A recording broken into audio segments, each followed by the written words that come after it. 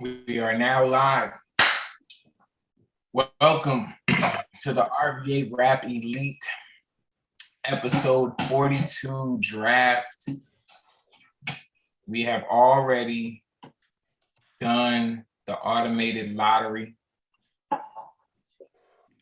We are now live. Welcome to the RVA Rap Elite episode 42 draft. Sorry about that.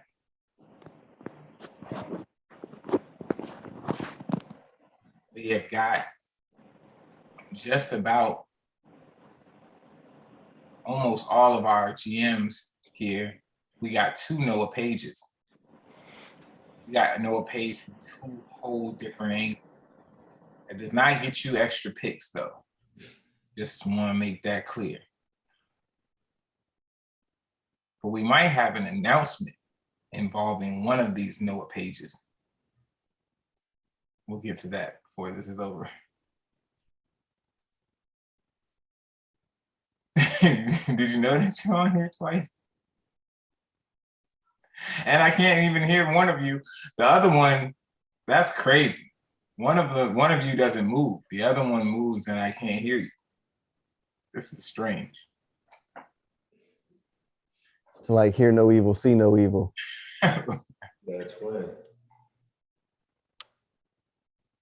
It's definitely some Black Mirror shit. All right, so.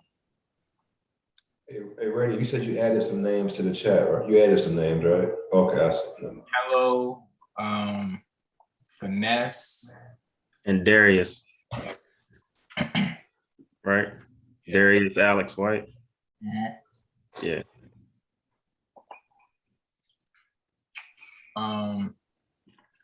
So without further ado, I guess we can do this a little more formal. Folks are watching. Who do we have lists for? Ant and Lil Rock. So Ant the Symbol and Lil Rock could not make it tonight, so they've Yeah, Ant's coming. He's just late. So I have a list just in case his first pick comes up. Ant's serious about this shit, man. Yeah. He sends lists even when he's coming. Right. That's crazy.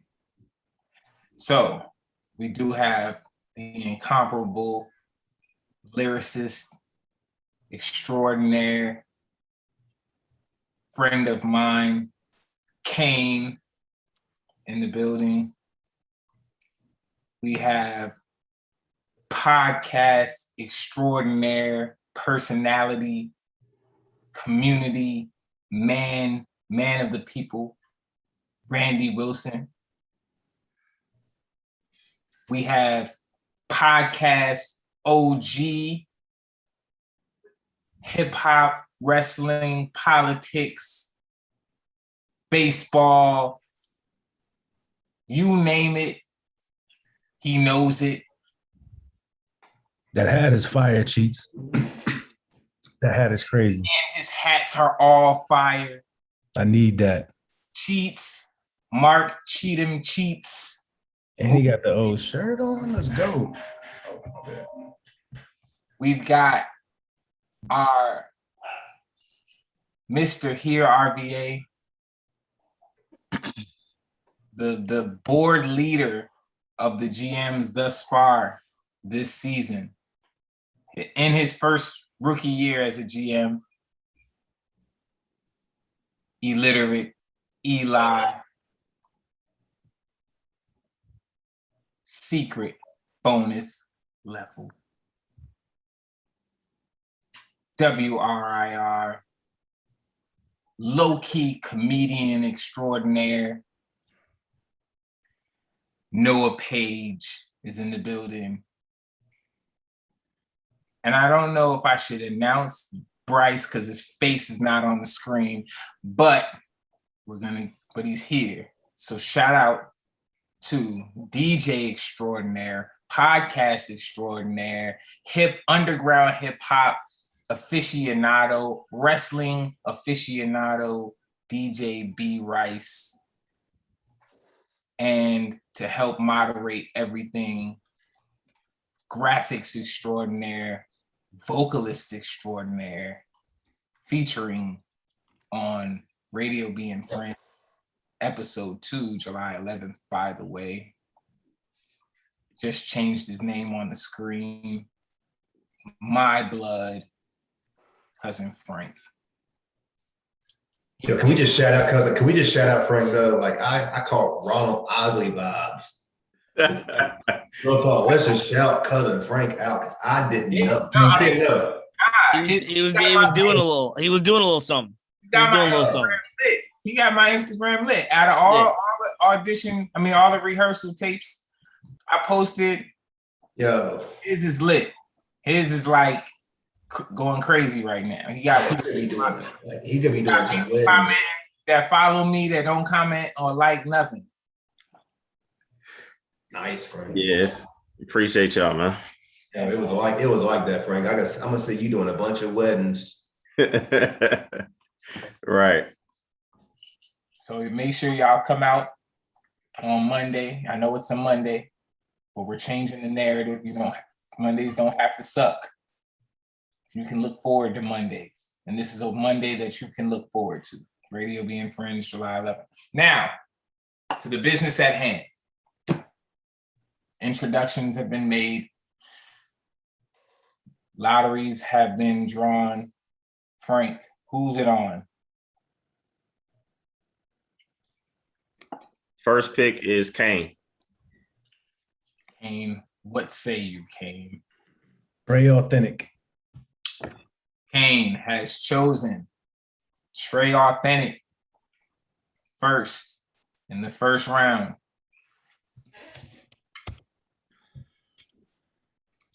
Next pick is Noah Page. Oh, I'm sorry. Let me add on to that. Go ahead. For those for context, Trey Authentic has won 3 episodes this season. He's leading the road to MVP. Talked to him today. He said he's coming from number 4. That's just what he said. He seems to be extremely focused. Did not win the last episode, but he seems to be super focused. Next up.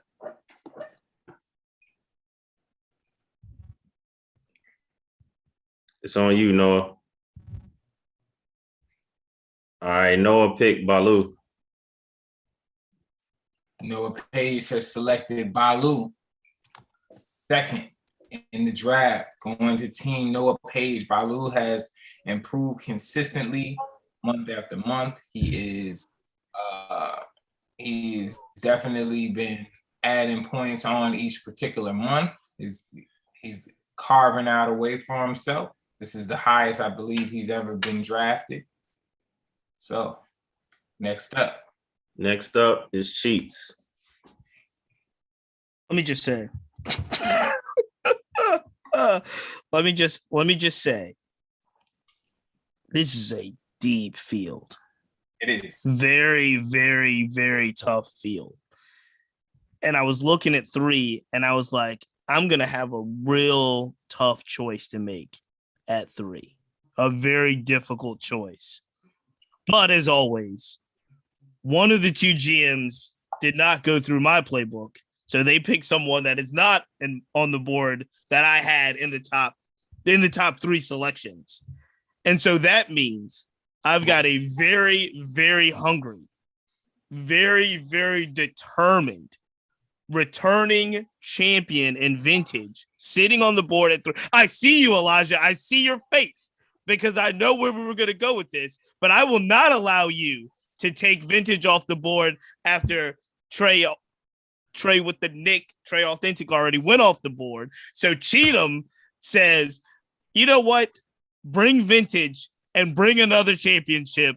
And now the games begin, ladies and gentlemen. Vintage, Team Cheats. Let's get another one. Book it. Vintage, our returning champion. Well, exactly. Now I know the year that Trey's had, but vintage is my guy I'm going with right now. Our season 2 MVP, our returning champion, The number 2 total wins at 5 total wins. There's a Rap Elite Mount Rushmore. You know who's the first name on top? The logo. Thank you. Let's go. Next up. Next up is Eli. Yeah, that one hurt a little bit. Crazy. I knew you were going to do it. Yeah, that hurt. I like how Cheats is a politician, man. He prefaced his whole answer with, "This is the deepest." I love it. It's a deep field. It is. No, and that's why honestly I was gonna pick Vintage, but I don't feel bad about this pick at all. I'm taking Key Speech. Love him. Yep. Great pick. Very strong pick. Just came out of sudden death. Our first 30-point scorer. Key Speech from the 757. He's definitely hungry. Great pick. Next up. Next up is Ant. Are we doing his now or? Can Ant be now? I don't know. Nah, Ant. I have to say nah. He can't be now. He's not here. Yeah. Okay. That's what I figured. All right. So it's on Randy.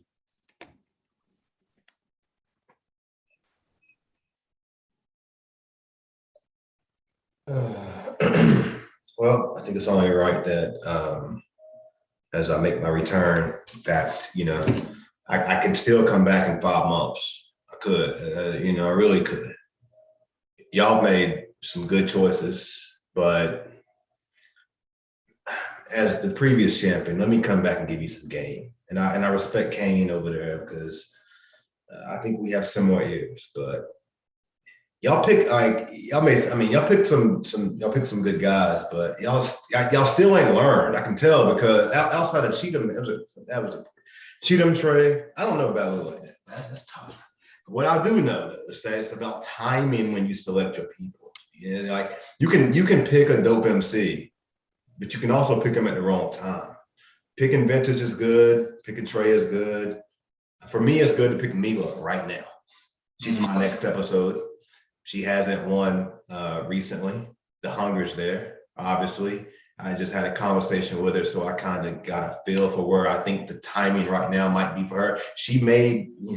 We may see Mila get 3 here before the close out the year, and now we're talking about Mila and Trey, just like we was talking about Tone Red and Mila last year. I mean, a lot of things can happen right now, so I'm going with Mila.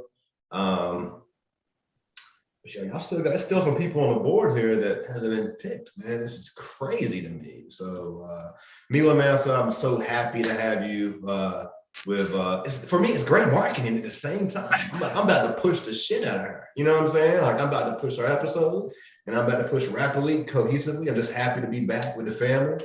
You know what I'm saying? Back with church, we here fellowshipping. Amen. Yo, man, we in the bubble, and when you in the bubble, illiterate, I gotta explain to you, man. It's a different type of discipline you gotta have, man. You know what I'm saying? So, salute to you, man. You let Cheats it on your ass, man. Cheats is coming back, man. He's hungry right now. Yo, those no shows will get you, man. Yeah, no shows will get you for sure. That's the only reason that Randy was the champion last year, because of no shows on mine. Now listen, what also will get you though is. I'll tell you what also get look, consistency is what will get you though. Because I'm not gonna lie, like last year I was consistent. I didn't miss, even though I might have had some no shows. We all had no shows, but if you consistent, you know let life get in the way. And I'm saying I done told radio and I done told y'all too, like, I be feeling a certain level of guilt when life get in the way too, when I be missing. I missed a bunch. Yeah, but I be feeling guilty about it. Like, dang, I'm missing the family, you know what I'm saying? But I'm there with spirit, and that's part of why I've tried to find like other ways to like support the platform. You know what I'm I saying? ain't talking about you though, Randy. I'm talking about my MC no showing. Yeah, you at the end there. Yeah. The time, and it goes back to timing too. Yeah, because like if it would have happened, but you a vet, Kane, and it's really almost like a disadvantage having you out here. For y'all. Yeah, to some degree it is. The ear, it's all about the ear. But I got Mila Mansa. Mila Mansa. It's going Team Randy Wilson. Hey, second verse on the Go Live. which verse did we like better on the Go Live? The first one or the second? That's a good question. We're gonna have to get into that. I'm actually probably make a post to make people poll that. Shout out to Lil Rock Go Live Radio. Make sure y'all check out Mila Mance's episode on Go Live Radio. She smashed 2 verses on there. So I know Ant is here now. Poor timing for Ant. So, I mean, he should go next though. Yeah. Right before Bryce. Better late than What? never. He said what? Bryce said what? What? I saw that. I saw No. that hip hop had to take an L. So I'm cool with this. All right, so Ant, you just came in. So here's who is off the board: Vintage, Key Speech, Trey, Mila Mansa, and Baloo. Okay. So in that case, I'm gonna take Oneski. That's a big one. Yeah. That's a big one. Look at Bryce. Yeah. Bryce. Yeah, I was about to say, can I finally go? Bryce is tight. Can I finally go? If Randy didn't give a 4-hour soliloquy, Bryce would have picked by now. Yeah, I Yeah, said I the ain't rap know what I elite got into It was in the filibuster. middle of. Randy I was like, stalling. what's going on? Randy was stalling for the culture. I love it. I I thought we swear, were I on was- the episode of Randy's podcast. I was like, yo, what did I jump in the middle of? I was like, He some helped people you were out. watching. Some people were Collusion. watching I love WWE it. I this week. love it. I love it. You guys are hilarious. Oh man. But yeah, I'm a roll with Arrow the Avatar. Oh gosh, okay, man. God, great pick, Bryce. Thank you. All right. So Ant, things are happening really fast here. Ant has Dr. Wansky, also has won an episode during this season. And Bryce has selected Pharaoh, aka Arrow, the Avatar, but Pharaoh, more commonly known. That does not conclude our first round. We have to go to the list now, right? which is just Lil Rock because Ant's here now. Okay. So Rock's pick is Kello. Oh. I was like, y'all can't believe Kello waited this far. Wow, great pick. Yo, I don't know how I keep on falling into these lucky positions, like showing up right when my pick is here, and even getting to do this in the first place last month. It's like I got a clove in my pocket or something. This shit is crazy. You missed your pick. You actually did miss your pick. You actually went. You were supposed to be in Randy's spot. Randy got Hey, me. I only missed by one. That's straight. Hey, Still got Wansky, so Yeah. no loss there. Not for you, but for Bryce. We doing all the talking. Bryce tight over there. Bryce over there fuming. He turned off his Yeah. camera. Right. Yo, Bryce is fuming. sorry, my guy. It's Bryce is not fuming. Bryce is at work. Oh, oh. all right. Hey, so But we in it's all good. round. It's all Play good. into it, No, Bryce. it's all Play good. into So it. shout It's out all to Rock. He got Kello. I know he's gonna be very happy about that. He is a very big Kello fan. Shout out to Kello returning in the cipher. Very happy to see him back. That's fire. Who's next, Frank? So next is back to Bryce. This is the top of round 2. I'm gonna go with Madam B. Madam Okay. B is the pick. Well, y'all are great.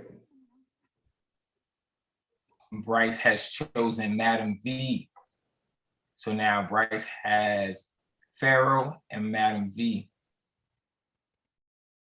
All right, next. Solid picks. Madam V, super focused. Had a breakout month last month. She's focused as well. Pharaoh's back. Good, solid team so far. All right, next is Randy. So, is real life still in the building? Yeah, yo. Yeah. This is why I'm really the best at this. You're not the best. I'm the best at this. Y'all left real life on the board. It's a deep Y'all left draft, real man. life on the board. I mean, I know You're that not the Kane. best. I know there's people in here that's looking at me like, yo, You didn't choose him the I would have first picked time. real life next. I would have picked real life a long time ago. You know what I was about to do? I was about to publicly say, is real life still on the board? Just so Elijah couldn't pick him.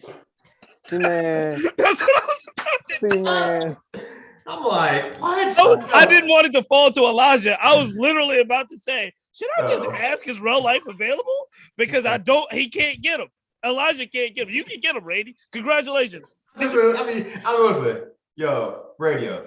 Collusion, y'all heard that, right? Nobody told me that. Look, but I was going to do that. Just remember I said this. We're going to cut this up. This is a Stephen A moment. Remember I said this. Came back and won my first return. I ain't been in the draft since the first draft. I missed all these. I came back and I won. Real life and Mila Mansa is the strong 1-2. Hey, go back. The strongest. No, it's not. It's the strongest one we got right now. Right now. There's like two people drafted. Stop. Stop. Go ahead. Hey, hold on. I'm gonna get my trophy real quick. Who's next? Next is Ant. Hey, radio. I got one word for you. Nigga. Islam Rap God. Islam Rap God. Good pick. Had a fire debut. That's what I was going with. In the last episode. That dude crazy. His voice is just like, his voice commands the presence over the entire place. And especially when he got up there with that intro, nobody was paying attention to anybody else. And he was just like spitting crazy bars. I wasn't really shocked because I heard him spit before, but yeah, that was a crazy debut, and I'm glad I got him. Nah, that's fire. That's fire. That's fire. So you got he's got Wansky and Islam Rap God. Who's next? Eli.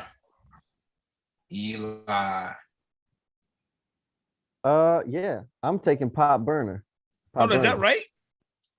And that's not Noah Page? Nah. Oh yeah, I got you. My bad, Eli. Always trying to sabotage me, man. Is anybody picking up on this gamesmanship right now? It's a 1-point game. It'd be one thing if he were shaking me, but it's fine to stiff arm me from number 2. It's a 1-point game right now. Yeah, hey, we good. Pop Burner on the board. Pop Burner. So wait, who Eli had first round? Key Speech. Eli had Key Speech. So you have Key Speech and Pop Burner. Solid.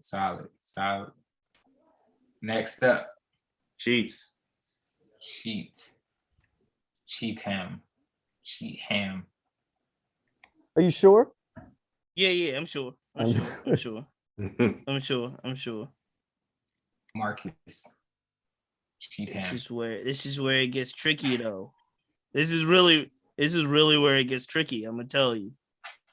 Because noun is when we do get into the level where we gotta show up. I'm talking about the MC.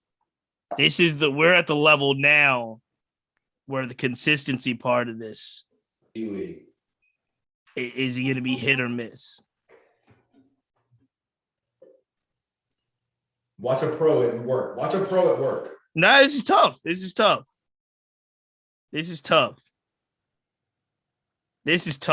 Hold on, give me 1 second.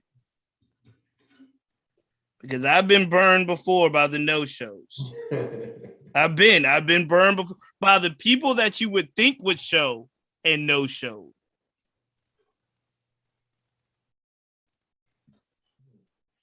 Let me go with Mickey Biz. Mickey Biz. He had another good debut last episode. Let me go with Mickey Biz. He seems to be tapped in and focused as well. Seems to be locked in. I did. I understood that. He does seem to be locked in. So now, I apologize. Cheats, who did you have in the first round? Vintage. Vintage. Vintage and Mickey Biz. Solid. Next up, Next up is Noah. Noah Page. It's got to be my guy. What's Introverse. Introverse. Solid. So now Damn it. he has Balu, I just wanted to say Introvert. fart on the titty. Mr. Say Fart on the Titty is going to Team Noah Page. And now, There goes that, you know. Thought I was gonna get to say that fart on the titty, man. It's the funnest part of the draft each month. I don't You fuck gotta with- say it at least one each draft. Yeah, you got to. Even if you don't pick them, man, I don't know. Give me a second. I'm gonna need my full time for this one. It gets tough, man. Consistency matters now. Showing up matters. That's really, yeah. When it gets to this point, usually you're at this point in the third round, but that's really all that matters at this point.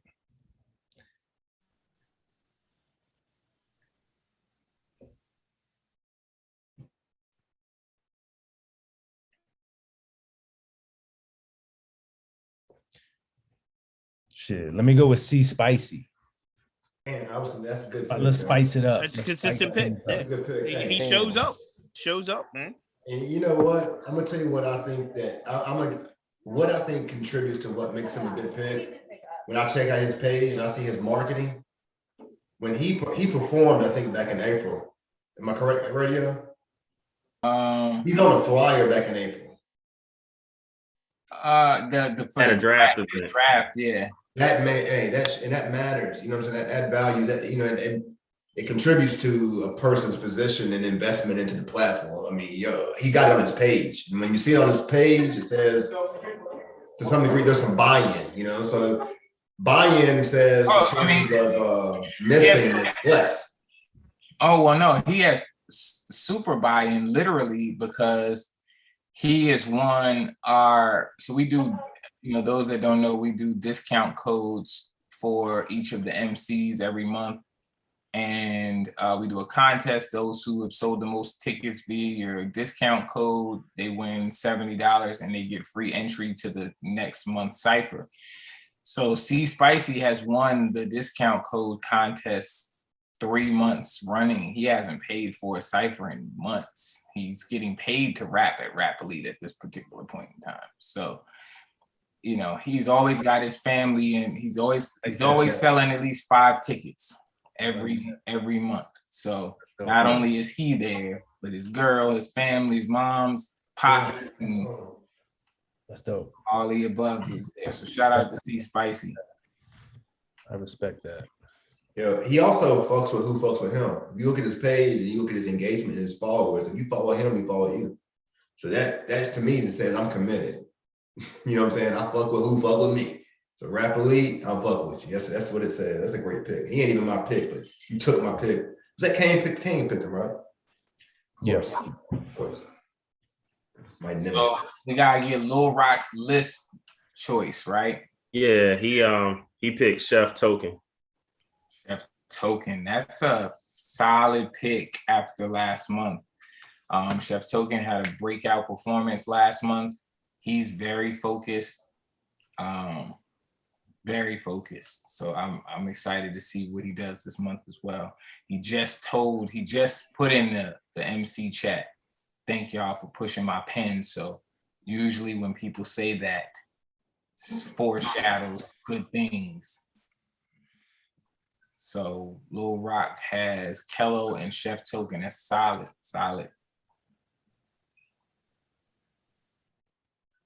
All right, so we are now into round 3. So if I'm looking at this correctly, there's only 1, 2, 3, 4, 5, 6 people left on the board for now. So unfortunately, Bryce won't be able to get a pick until we get some more MCs signed up. But so first in round 3 is Randy. Hey, can you speak to who's on there? I mean, I know. Oh, okay. So If that's okay. who's left is Colby, Funds, V Marley, CEO Wave, Darius, and Finesse Moet. Is it Arius? Can I have a question? Yeah. Go ahead. So the next person that signs up Go straight to Bryce. will go straight to Bryce. Correct. Right. So it's not a situation where you can hold it out. No. Or less. So for example, just ask it. Say I bought the next slot, right? Like I paid for the next slot. Could I then fill that with my MC or no? I mean, to me, the answer is yes, because I think you did that before, Cheat. I've done that before, but it wasn't in this format where the next person gets automatically slotted, right? You know what I'm saying? I don't remember exactly how that happened. Because that was season 3, I think, when you did. Yeah, that. it was open slots at that point. Then you would buy them and fill them. But under this format, whoever signs up next goes to the next person in order. Correct. So basically, just hypothetically, I'm not saying this would happen, but hypothetically, I could trade my pick to whoever's not showing up and then buy the next slot, and then I could slot who I wanted, right? I don't know. Yeah, I ain't gonna lie. I kind of like that though. Hey, you understand the science though. No. I know what you're saying, but I know you're also cheats and you be strategizing. Cheat. I don't like to say yes or no off the top of my head. I was just trying to understand the mechanism in which I could slot my own MC in there. For sure. When Cheat says I got a question, he's scheming. You already know what it is. You already know. Scheming. Hey, do you guys mind reminding us when the next cipher is? Because I'm trying to make it. When is it? 17th. 17th? Yeah. That's a loaded question as well. He wanted to know if he has 10 days to slide an MC. That's what he's trying to figure out. Pretty much, because I got a trip I'm taking. The following week, and I'm gonna be at this one for sure. So I'm gonna slide my pick. You know, I'm gonna gamble. I'm gonna gamble and try to bring a baller out to rock with Real Life and Mila Manson. I'm gonna and I think that, you know, because we in this situation, it puts a little bit of responsibility and pressure on us as GM. Like, let's turn this thing up. So I'm gonna go try to find me a nice trap guy to come up in the mix. I pass. Okay. I'm gonna bring me a pick. I'm gonna bring me a pick. Radio, you good with that? Well, no, he still has to buy the pick, right? He has to do that now. Cash App or something? What am I missed something. All right, so here's what we talking about. So in season 3, we had a situation one time where Cheats actually bought I did twice. Yeah. What Randy is asking is, instead of picking today as a next pick, can he buy a slot for his last pick? Is what he's asking. No, because he's slotted in a space where there's still MCs. Got you. So I got you. So what happened last time with Cheats was Cheats had an empty. It was open. It was empty. I got you. Yeah, that is different. Now the question is, could he trade his pick? Because there are GMs that are not going to pick. They're not going to have MCs on the board. If he trades his pick to a pick where he's not on the slot, then it puts us back into that position where he has no MC to choose from. Right. So he could do that. He could trade his pick with someone who would be left with a 0. Right. That's what I was getting. That could potentially want. Yeah, that could definitely be done. Yo, can we give it up for our? So you would need to make your pick. We give it up for our commissioner. Our commissioner is great. Let's just give it up for our commissioner. Okay? You would need to make your pick. I gotta still make a pick though. You gotta make your pick, and then you trade that person for a empty slot. with whoever decides they want to trade an empty slot with that particular person. That's if they want to. That's if they want to. Right. That's what Otherwise, that's what I was about to they say. Because really the only person, I mean, I'm not saying somebody else in here would do it, but the only person who would probably entertain it right now is gonna be Bryce. You would have to hit I hip wouldn't hop entertain or name Oh, you would brand. say no. Bryce, you said I what? wouldn't entertain it. He I said- wouldn't entertain it. Bryce said he would not. Then it's dead. Then that idea is dead. Then You know what I'm saying? Just Bryce, I mean, you might want to make sure somebody sign up though. Hey, we are in the cancel culture right now. So I'm just gonna But Right, no I see problem. what you're saying. But Bryce, Bryce is actually taking on that weight. Then you're just doing what Randy wanted to do. I will buy the pick, and I would be willing to buy the pick, trade the pick, and bring my own MC if that was an option. So I'll put it out there if anybody wants to trade. But since I've already exceeded my 2 minutes and I don't want to get any type of I penalty, like this though. I like this. I don't want a penalty. I know who I'm going with, and that's I'm going with. I'm sorry. Make sure. I'm going Before you pick Randy, can I just make it 100% clear? Yeah. I just want to be 100% clear. Mhm. Bryce, you are not entertaining any trades, is what you're saying. You are going to find your own MC and pay for that slot. Or you're just gonna wait for somebody to potentially sign up. Right. But the only thing about that is we're not gonna be advertising signups Right. actively after today. I They'll just be there. I'm want just to be very clear to understand that what Bryce is planning on doing.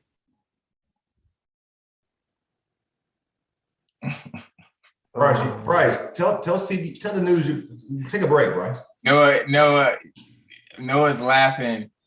Noah, you're now seeing this is the Shark Tank version of the MC draft. This is how it goes with these guys. He started this shit, but I appreciate I appreciate the pull. No, I mean, look, That's great, man.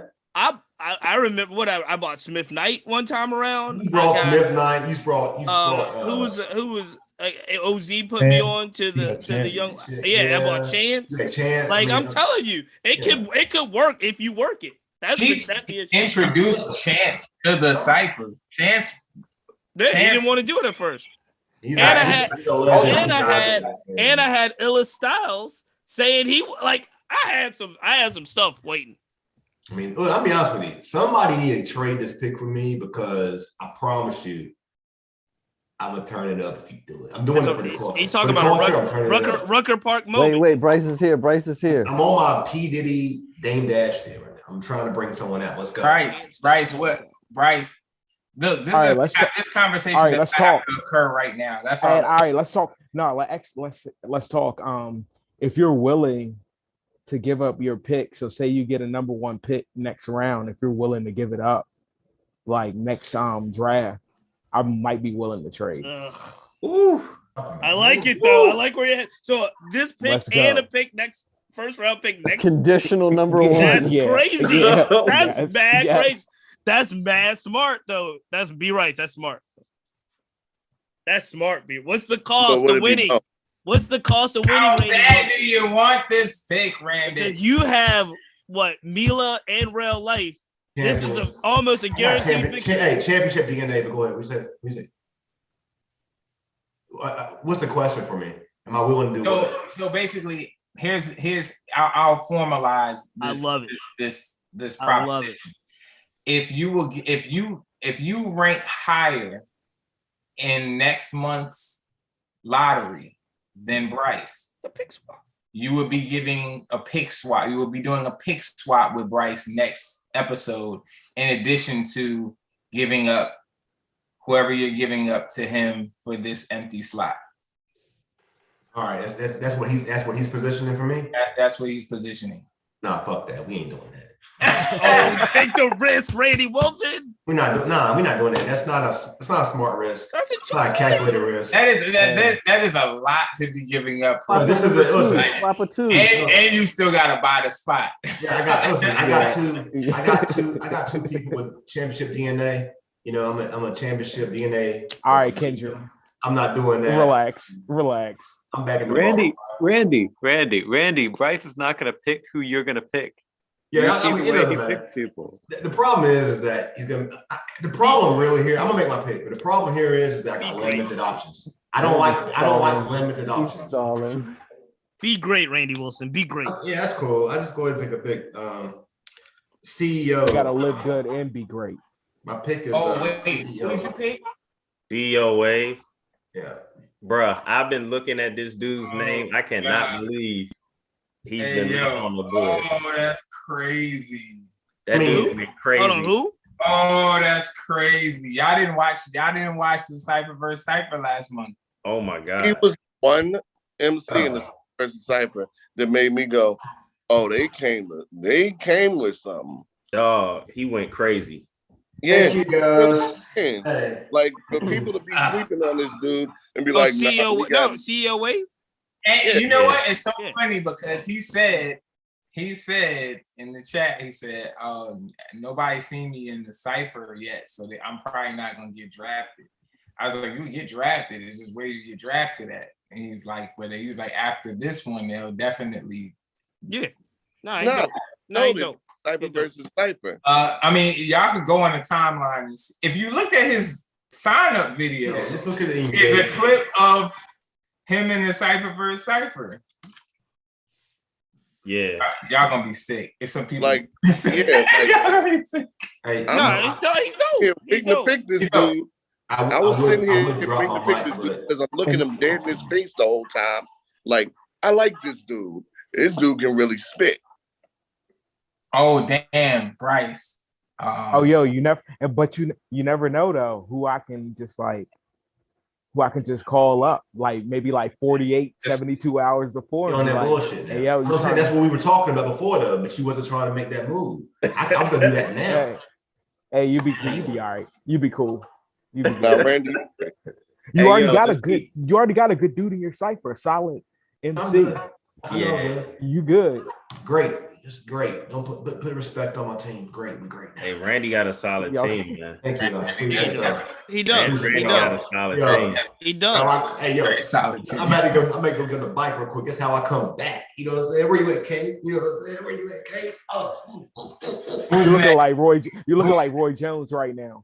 I'm sweating too, man. I'm sweating under these pits right now too. All I needed was one pick. It doesn't matter. All right. Next is Eli. Yeah, I kind of forgot who was on the board because we spent 1,000 minutes. Nah, I'm taking Cole B because for some reason she's still on the board. So I'm going with Cole B. Oh, dope pick. Next is Cheats. Bryce. What's up? I knew Cheats was gonna do this too. I knew he was gonna do this. Bryce, does the same deal apply? Oh my God. So they trade the pick. This is what I want. I'll do the pick swap and I'll do it in the second round. So I still keep my first round next month, but I'll do the pick swap for the second round. I will trade my pick slotted. You can pick an MC off the board, and I will take that deal. Yo, you're a wrestling fan, so the Intercontinental Championship is great, but it's not the world title. No thanks. Hold on. Thanks. Let me understand what you're saying. You want the first round pick. This is the same deal you gave Randy Wilson. Yeah, same deal. That's funny, man. I heard that upstairs. Yo. You know what? Gamblers gamble. Gamblers gamble. You got it, Bryce. So that's a lot of gambling. Wow. You said you do it. You got the deal. So trade. So all right, word. You can pick. So now what do I got? How much is it? Radio. I gotta PayPal you or text you now because I need that slot. I'm gonna buy the slot now. You might as well go to the site and buy the slot, and that way you'll get sent the beat, and then you can send the beat to whoever it is that you sign up. All And right, I'm looking so forward. And so that Nice means doing definitely. Go ahead. I'm sorry. my bad. I just want to be clear. So that means that Bryce is about to pick now. Yes. Bryce is about to pick now. Oh damn. And then Okay, there's a let's see, pick let's swap next month. You know what? I ain't even gonna hold you. I kind of missed this. Bruh, for real. Yeah. And then there's a pick swap next month. So, Hey, Right. Can I throw a curveball? Can I throw a curveball out there before the pick? Because we got other potential picks. What if can we buy the additional picks and have more people on our team than 3? What? No. Huh? No. Nah. I mean, just consider this. No. We are contributing to building the platform and bringing in dope MCs and building the culture and building our own stats. I mean, I'm just saying. This is Cypher Uh-uh. 42. Nah, here's what you could do, Randy. If you was trying to do that, you would just have to reach out to hip hop and name brand. But that would have to be like specific conversations on trading people. Oh, that's right. Because hip hop and name brand, They're gonna be empty until. So you would have to have a conversation with them. But where is hip hop? hip hop spinning right now. Yeah. He DJing right now. Oh, he ain't sent no lists. So just to make sure I understand, so is it trading picks or buying their picks? I'm saying they would have to do similar to what Bryce just did, right? You would have to say to like, let the scenario where you're like, hey, hip hop, I'm trading Miller to you. You see what I'm saying? Like you have to empty your slot. You got to become empty again. So you would be trading one of the 3 people you already got to them to buy. Wait a minute here. So yeah, help me understand this. There's some weirdness that's going on here. Well, make sure you understand what I'm asking. Hold on. Something has just occurred. Yeah, yo, it's getting crazy. Noah Page has just bought a spot in the cipher. What does this mean, Noah Page? I just wanted to see if I bought it now. Did I just buy whoever gets the cheap spot? No. No. I got Bryce's pick. So yeah, you just made money. You just what? Nah, he didn't buy my spot. Well, there's a blank spot for whoever. You did buy a slot and you can give it away. No, you want to give it away to me? Look. Well, so there's a blank spot, right? One GM's not going to get somebody tonight, and I just bought a couple of GMs aren't going to get a people. Couple of GMs, right? Yeah, a couple of GMs. So basically, you could give a GM somebody by donating your slot to an MC that you know. Yeah, maybe they will go to the team. They will go to whatever empty team. Yeah, right. See, that's what I'm trying to do. Exactly. This is see, none of this happens in person. I'm not gonna hold you. This is very interesting, all of this. Hey, yo, let Bryce go ahead and pick his person so we can keep going though. All right, Bryce. I'm gonna roll with funds. That's a good pick, man. That's a good pick. That's a good pick. Thank you. All right, Ant, it's on you, brother. I'm gonna go ahead and gamble on Finesse Moet. Yeah. Hey, that was the MC that just signed up. Yeah. He seems focused. He said he don't like the beat, unfortunately. But he said, he's made multiple posts. What the hell is going on here? That's true. I just bought. That's me. I had to fulfill my obligations. This is getting crazy. No, I had to fulfill my obligations. I made the deal. Thank you. I appreciate you. Go ahead, Kane. V. Marley, Van Der Yeah. 80 Quattro. Yeah, V. Marley, 80 Quattro. Yeah, all that. all that. Can I ask a question? Because I don't want to let everyone buy a spot. If I buy a spot, what's the value for me? I mean, I see the value. There's no value now. for me. Now none. You have a full now team. none. You would have to trade a player off your team now. Correct. I can't buy a team. Well, I want to buy a team. You own a team. No, I want to buy another one. I need to come. If I'm going to get back in this thing for real, I'm trying to bring that type of spirit to it. Can I not buy? Can I not period? Because I'm saying if the owner's not here, why can't we consider? So no. Right under the rules that were just laid out. If name brand or hip hop or somebody wants to take a member off your team, you can trade them for the empty slot. But they would have to be willing to take that person on your team. I'm making a motion. I'm just making a motion. I understand the current rules. What I'm saying is that for the culture of RVA Rap Elite, am I able to buy a team to help my stats get back in this race and contribute to the no? I can't build a team. And think of it in the NBA. If I come in as hey, let me post something and you tell me how you feel about it. Hey, first of all, we got people on YouTube. So what I do want to do real quick, housekeeping, is the last pick, Darius White, obviously goes to Noah Page. So technically the draft is complete. Okay. Thank you, cousin. Just so everybody knows where we are. We're not there's no one else to be drafted. Cheats has bought his slot, so he'll find his person, and then as we get more MCs signed up, that'll fill up Little Rock and hip hop and name brand. So they take priority. And Noah Page has bought a slot.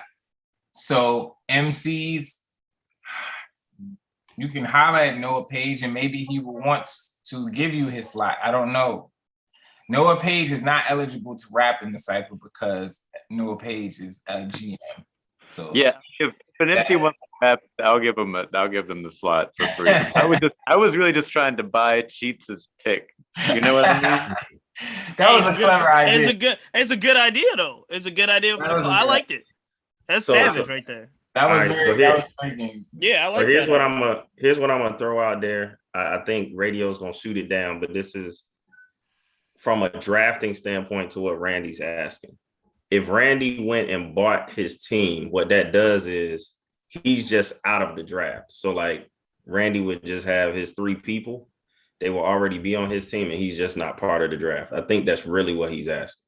No, he's not. He wants to have more than 3 people. Yeah. Oh, is that what you're asking, Randy? Yeah. I'm asking for what I'm saying is that because we have people who are not here, if I decide to say, I'll buy those picks, they're not here. They didn't submit any list. I'll buy those picks. I'll fill those teams up. I'm not gonna lie, I'm motivated right now. The 17th, that's next week. So I've got childcare. I'm prepared. If I buy those picks, I build that team. Can that add to my stat sheet? No. But I mean, is that bad? Is that bad proposal though? Yes, it's a crazy proposal. Yeah, makes no sense. Why is it a bad proposal? I mean, because we live in a world right now where, I mean, we have the Honorable Governor Youngkin and this governor seat. Like, money should have privilege to be able to access resources and build. It sounds like capitalism. It sounds like a horrible idea. I'm sorry. Now, if you had said something to the extent of empty slots and you're still filling a 3-person team, that makes more sense. I don't know if that's agreed upon, but that makes more sense than you having like a 6-man team. That makes no sense. Yeah, I'm taking a very capitalistic approach to it. I'm not gonna lie. That's because I'm that's from a player position standpoint. I'm trying to get back in, but I'm also trying to contribute to more MCs in the team. Right? Everyone wins that way. Can I just say I'm really interested from the other GMs in the group, given these fields that we have, what is the value you would place on a 1st-round pick? So, for example, Randy, you didn't want to do the pick swap. And I'm looking at the board. You swap. Think about this. If you got 2 and Bryce or somebody, and I have 8, 8 might be a better slot than 2 in a deep field because you pick back-to-back faster. So you're pick swapping, right? In a situation where I don't know if there's a lot of value. I don't know how much value in a field like today that you say, okay, I'm number 7, he's number 4.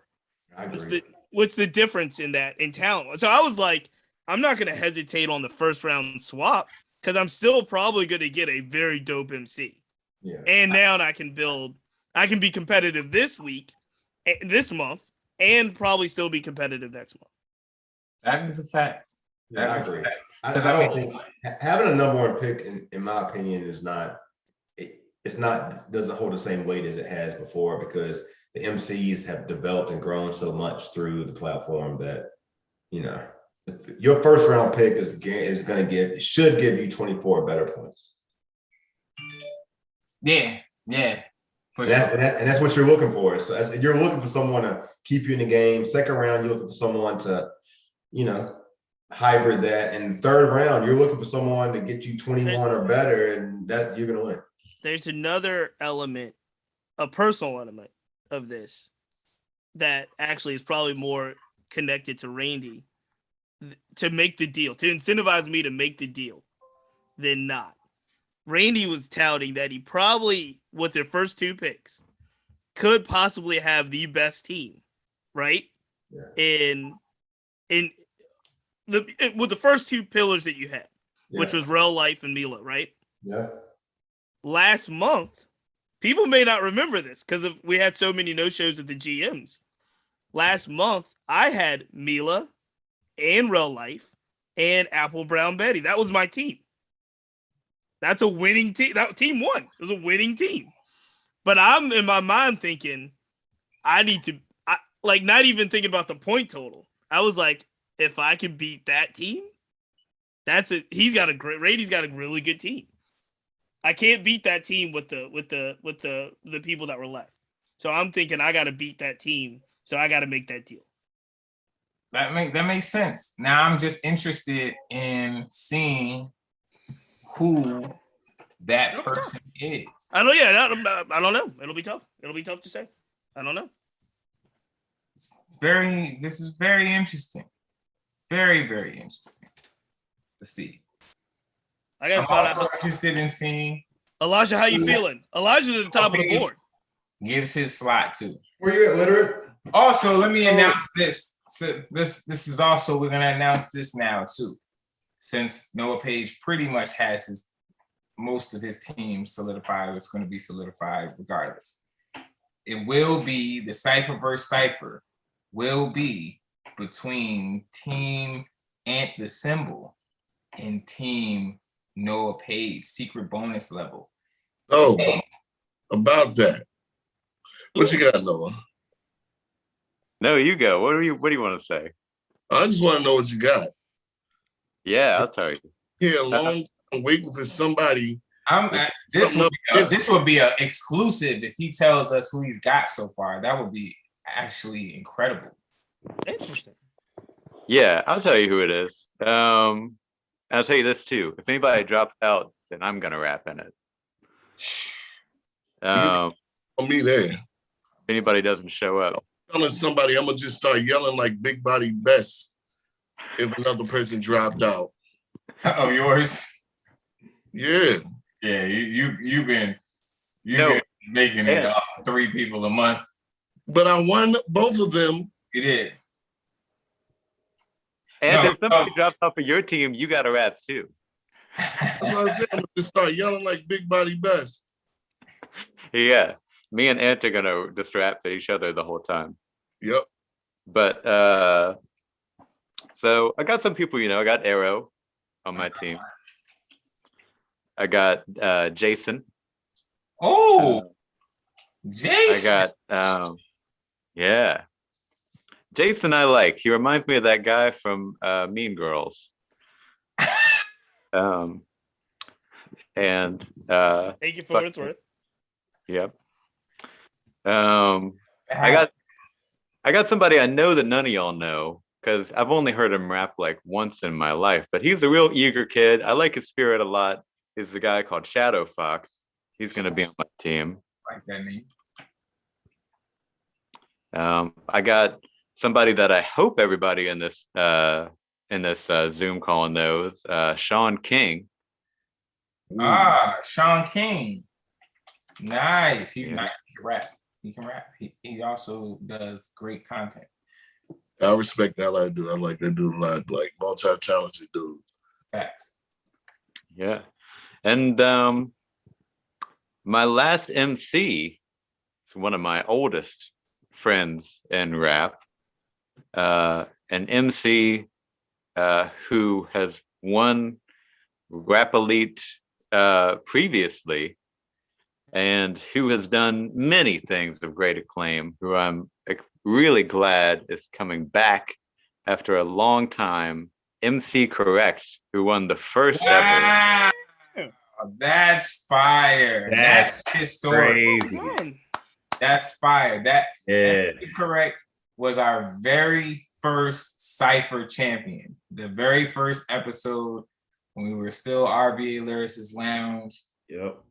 MC Correct was our very first champion. He hasn't been back since season 2, I think it was. We had all the champions come back in the Cypher in season 2, like the first episode of season 2, and he rapped then. But he hasn't been back since. So shout out to Noah Page. That's a dope team. Pharaoh. It's a dope team. Shadow Fox, Sean King, MC Correct.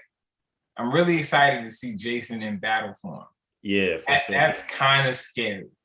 Facts. That's He's kind. gonna go off. That's a good energy right there. Makes me think a lot about that first Rap Elite. I don't know if people know this story about how MC Correct won it, because we, Secret Bonus Level, had been doing shows where every single show we ended it with a cipher. And nobody else was doing that. Radio B had done 1 or 2 shows that ended in a cipher that I'd been to before, but this was the first one that was advertised as having a cipher. And so we had all of the MCs that we knew from Secret Bonus Level go. And there was, I think, there wasn't that many spots, but we took up like a third of the spots with Secret Bonus Level related. I paid for like 3 or 4 of them to get in because they were like, oh, we didn't realize it was going to cost money. Intro verse, I paid for him to get in there. MC Correct, somebody else. And we were like, because we're just crazy. Ciphers were our shit at that point. That's what's up. I didn't know that. I had no idea. So like, I think you said something about this maybe when intro verse, I think maybe on a post intro verse did. I saw you say something about having put like a bunch of MCs in it, but I didn't know. I had no idea that. I had no idea that anyone was doing any ciphers at that particular time period. So like that's beautiful to know, and I'm glad that this is all coming together like this. Yeah. Doing our beats, I have a guy from out Las Vegas. People may remember Voss used to be on the Bonus Level team. Yeah. He's not doing the beats, but it's the guy who's made a bunch of beats for him, Joel the Unicorn out of Las Vegas. And his beats are crazy. I have like 10 beats that I bought from him just for my own personal use. And I'm just gonna let the MCs listen to all of them, see what they feel like. Solid. Shout out to Joel the Unicorn. So it's locked in. Yeah. Locked in now. We'll get the flyers out. This is exciting. Hype. So yes, this was a return to the virtual draft. This has been fun. It does create an entirely different element than the in-person drafts have been this year. I don't say that, I think the way the in-person drafts were when we first started them, I think that gave us the same energy as this, but we weren't getting that at Brewers. But we also weren't having as many people in the building for the drafts either. So that plays a big part. But I'm glad to see everybody here. It's been amazing. Episode is July 17th. It's all going down. You will see these GMs picks go against each other. You'll see Team Noah Page secret bonus level versus Team Symbol. It's going down. We're going to have Real Life and Dr. Wansky performing live, a joint set. They're actually going to be trading songs off. It's kind of going to be like a song battle. Not necessarily, we're not billing it as a song battle, but they're going to present it in that same kind of fashion, back and forth. And then they also have a record that they're releasing together that they're going to be performing at the end together. Who is it? Real life and who? Dr. Wansky. They're dropping a record 2 days on the 15th, on July 15th. That's interesting. That's an interesting piece for all this, because in the recap, pending on how Real Life does, well, you guys will look at that. He's you got the Cypher, he performed, and he's obviously one of the best MCs in this. He's one of the better MCs in the elite group of MCs, and so that'll be interesting. That's another, for me at least. I'm paying attention to that because he's on my team. Of course. Now they've been killing the double. I used to shy away from the double, the Cypher and the performance. They've been killing the double. They haven't slipped up on the double in, I think, a long time. I think it actually helps them prepare even more. They're even more focused. The MCs that do the double now are more focused than it's been a couple seasons since I think the doubles tripped somebody up. Yeah. I mean, even though the numbers are not where they have been or can be, at the current moment, the quality is definitely there for sure. With the MCs. Absolutely. I would say that strong so far, As far as ciphers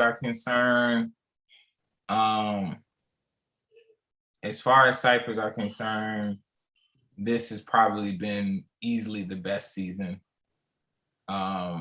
episode for episode. The rapping is at its highest point. The competitiveness, the moments, and it's crazy because we've definitely had, more packed out situations or whatever the case may be, but the energy, even this last time on Father's Day, on Juneteenth, where as we were also sharing the venue, a lot of things to distract from Rap Elite, and obviously not our biggest crowd. We did have a decent crowd, but the energy in the building was still insane, for not only the open cipher but the cipher versus cipher. So yeah, man, I'm super proud of this season. It's been a great time. It's a historic season for sure. So the question is, who's going to be MVP? Does Trey hold on? Does Vintage pull ahead? Does Wansky pull ahead? Hey, what's Vintage? So Trey got 3. Who else got what? Trey got 3. Vintage has 1. Wansky has 1. Real Life has 1. He's still got half a year. Somebody who hasn't even won it yet could take it. And that is 100% the correct fact. Yeah, I feel like 4 episodes. I feel like all the people who got 1, and when you look at some of the people who don't have any, like Mila as an example, I feel like they're still in the same category. Right now, Trey is in the front, but outside of Trey, they're not in the same category. Who ain't in the same category? The ones that have 1 versus the ones that have 0. They're not. I disagree with that. I mean, I think Mila's in the conversation because she's a former champion and she can get 3, 4 in a row. I'm not saying she can't, but I'm saying right now, you got somebody with 3, right? I said 1. The ones. One. You ever heard that saying? The first one's the hardest one to get. You got to get 1. You got to get 1. I don't think they're in the same. I have to agree with Cheats. She got a whole season though. She don't want a whole season. I'm not belittling. I'm not making this specifically about Mila. Yeah, I'm making this about anyone who doesn't have 1 in comparison to someone who does have 1. Right. Listen, them shits are hard to get. Hey, Kilo ain't got any, right? Kelo ain't got Kelo does not have any this season. He got and Kelo could That goes to the point. And Kello has rapped extremely well this season. Key Speech. And he has not. Key Speech has rapped extremely well. The first 30 MC. Key Speech this close. Key Speech has been this close. He does it. Key. I'm gonna hold my tongue because I rock with Key Speech heavy, and I know in the sense that I think he should have got some that he didn't get. But I'm telling you that 0 to 1 is a difference. I'm with radio in the sense that saying you have 1 is saying you got 1. That means you got that top score. You went through the sudden death. You can taste the blood is in the water for you. I'm with you. When you got one, I'm with you guys, and I respect the perspectives. It's just like being you know what? They're all same separate. Like it's just like being in sudden death. If you haven't been in sudden death, the distance from winning is much further away from you than someone who has made sudden death. Once you've made sudden death, there's a different it's a different element. But I understand what you're saying, Randy. When you're speaking of somebody like Mila, right? You're not far off. She's an MVP. She can win at any given time. This is what I think. Can win on any given episode. This is what I think with Amila, Akello. All I'm saying is this, and this is the part where I feel like I respect radio to the highest, and so, but I dismiss him from this part of it, right? Because he's a judge. I feel like if you're an MC and you're a judge and you're evaluating MCs and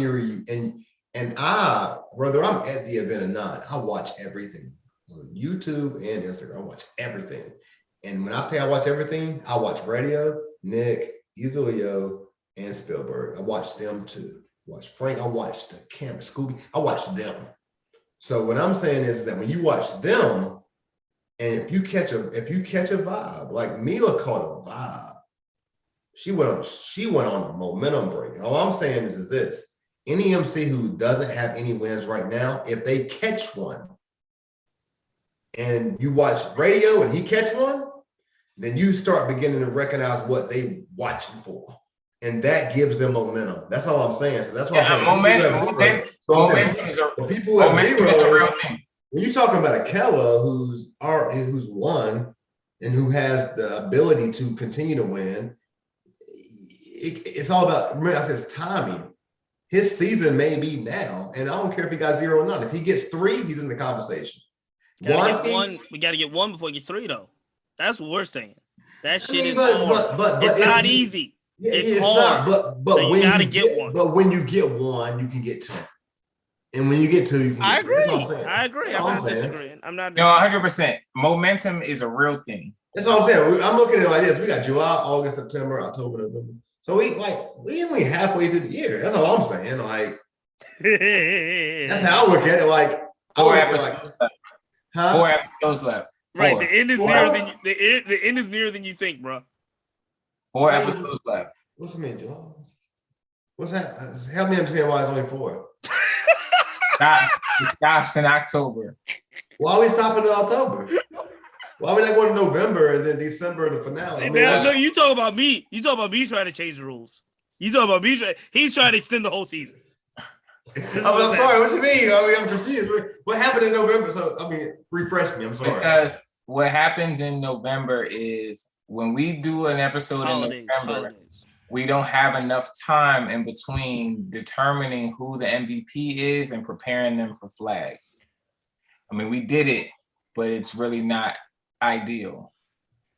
So if we end in October, that is still the most episodes we've had in one season because we started in January or February, something like that. Anyway, if we stop in October, we can determine who's MVP, get them all scheduled for promo and everything to be ready for flag. All right, I'm gonna stop talking. I don't want to talk too much. I just want to make sure I hear something quick. So you telling me that your MVP evaluation occurs in October? Is that what you're saying? Well, the last episode is in October, and we would this year. This is new, right? this year and going forward. Yeah, okay, there's where Randy. we go. That's Randy, where we go, though. Randy, Hey, but look, what's your man's doing? Randy, what's your man's doing? Who's that? Your MC, your man's. He was a former champion. Trademark. Yeah. What about him? What's he doing? He free on the 17th? No. That'd be salt in the room, wouldn't it, there, Radio? It would be salt in the room. No. I don't know, man. But radio messing, man. Radio messing with, because like you tell me now that, because we can pod on this, right? You tell me now that you got MVP because you're making an MVP decision in October, and we got. But that's more seasons. That's more ciphers than any other year. We right? we got November, December. Don't no, I'm talking about, matches? but that's Yeah, more but we're ciphers talking about total. than any other We're season. talking about total. Yeah, we're You're talking about evaluating. We always evaluating. No, we determine that's like discharge and it's assessment. numbers. Listen, see, numbers. Cheats, you're a social It worker. doesn't matter Cheats, what. you're a social worker, Cheats. You're a social worker by It's trade. numbers, you know that we though. determine discharge and assessment. How you going to determine MVP? If we started earlier, Score. we can end earlier. Right. Wait, though, this is the weird part. You're Yeah, telling me Noah, you in the field, you know exactly what I'm talking about. You can't So- determine discharge in Yeah, you October can. for I'm MVP. talking about the season ends. you can win the whole season of Rap Elite and not be ready in like a month to be on flat. You're not ready. No, to perform in a month?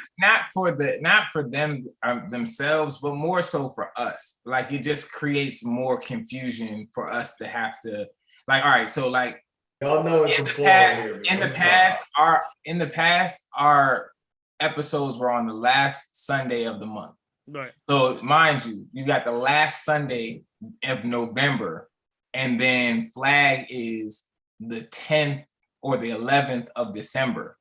So you're talking about like 1 or 2 weeks, like 2 weeks between when one ends and then the next. And we have to do the podcast where we sit and decide who MVP is.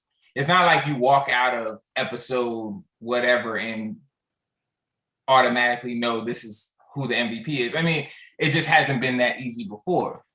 So us not knowing and just wanting to be proactive and prepared to give ourselves the proper time to make that decision and get the rollout straight.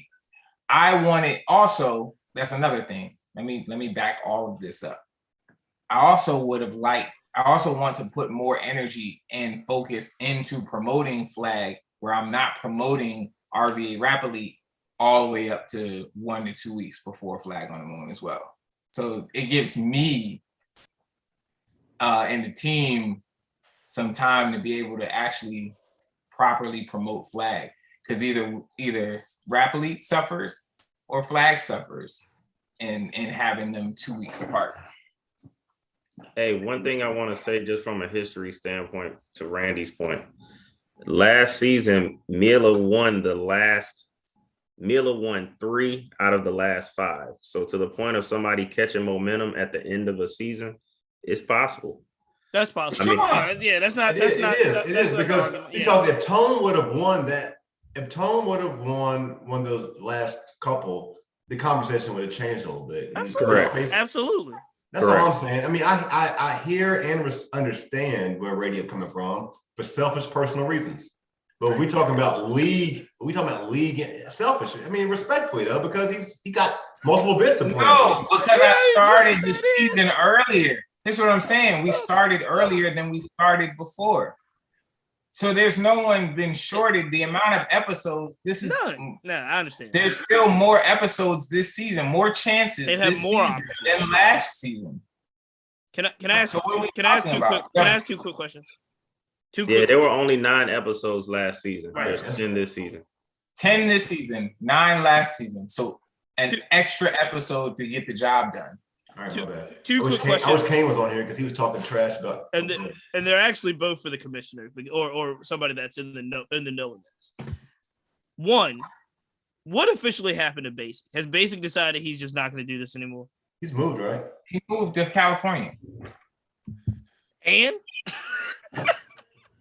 He's sending a virtual verse. he can come back. He got any complaints. And then here's the question. I'd be interested. Radio probably cannot honestly answer this question, but I'm going to ask it. All the seasons. Think about all the MCs that have participated in the cypher. Great question coming right here. If there is an MC that you wanted to see in the cypher that has never participated in the cypher, Podcast. all seasons, is there somebody on that you have in mind on your list that you would be like, man, this person has never participated in the cypher? I'd love to see it. Mr. Rel. Who is that, Radio? That's a great question. Mr. Rel. Who? Mr. Rel. Mr. Rel. Mr. Dope MC. Who? Mr. Rel. Mr. Rel. Dope MC. Mr. Rel. Yeah. Yeah. That was it. That's all I got. And That's worth a moment. It's worth the moment. That's a great question, Cheese, and it's a great. I don't know who you're talking about. So, Mr. Rel's dope. Mr. Rel dope. Mr. Rel. I'm talking about. Yeah. Misterre. ELLE. Yeah. Damn, and Radio said that shit fast. So like, it's a He lot knew of it. He knew he was already. I've been wanting him in the. He don't like competitive. He don't like. He's a competitive rapper, but he don't like competitions. What is his name on IG? Mr. Rel is my name. Hold on. Yo, shout out to the pod god over there for sure. Mr. Rel is my real name. I would actually love to hear that answer from Ant too, because Ant know a lot of MCs, and a lot of MCs aren't built for a cipher. You know what I mean? In the cipher that ain't in it? That's never been it. Never, like all seasons. Never been in it. Who would you love to see drop a verse? Just to see what the experience would be like.